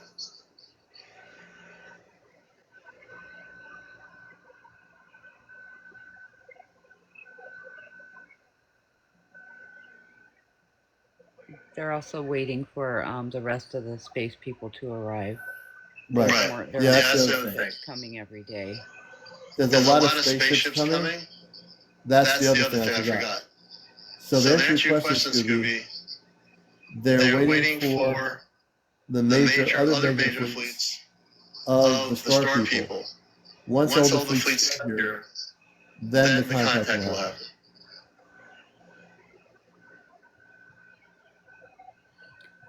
All right, Commander, I'm gonna hop on. It is getting late. And I want to go to sleep. All right, everybody, I love you. You guys have a fantastic night. Look up the stars, guys. They're there. They're waiting for us. Make contact with your space family if you can. And also watch April. Let me just do this for a minute before you go. Everybody, get to know April, Friends with Prairie 1111. When you see her on, watch her show. Watch her broadcast. You're going to learn a lot about the fairies, about the Bigfoot, working with the Ashtar Command. You're going to learn a lot about the Star People. You're going to learn a lot of things. So my show is like a main show for a lot of stuff. But when she's on, support what she does. Watch her show. I guarantee you're going to learn a lot more direct, and you're going to get real information that you're not getting anywhere on the internet. You're going to get it here and on April, my sister up in Vermont. She's been on the ships over 40 plus times doing the mission work and helping get things prepared with our space family for contact on Earth. It's a story that someday could be made into a movie because it's a very true story. It's a story that is real, and you can't make this stuff up. And that's what we're here. We're here to give you the truth on encounters. So is April in what she's doing with our Star Film with the Command, with everything she's doing. If you want to learn what's going on, watch what she does when she's on live. Support what she does. And it really is important. So we're going to let April go. I'm going to bring April down. April, take care. I'm going to go to sleep. I want to thank our family for watching the show. I want to thank all of you for being here.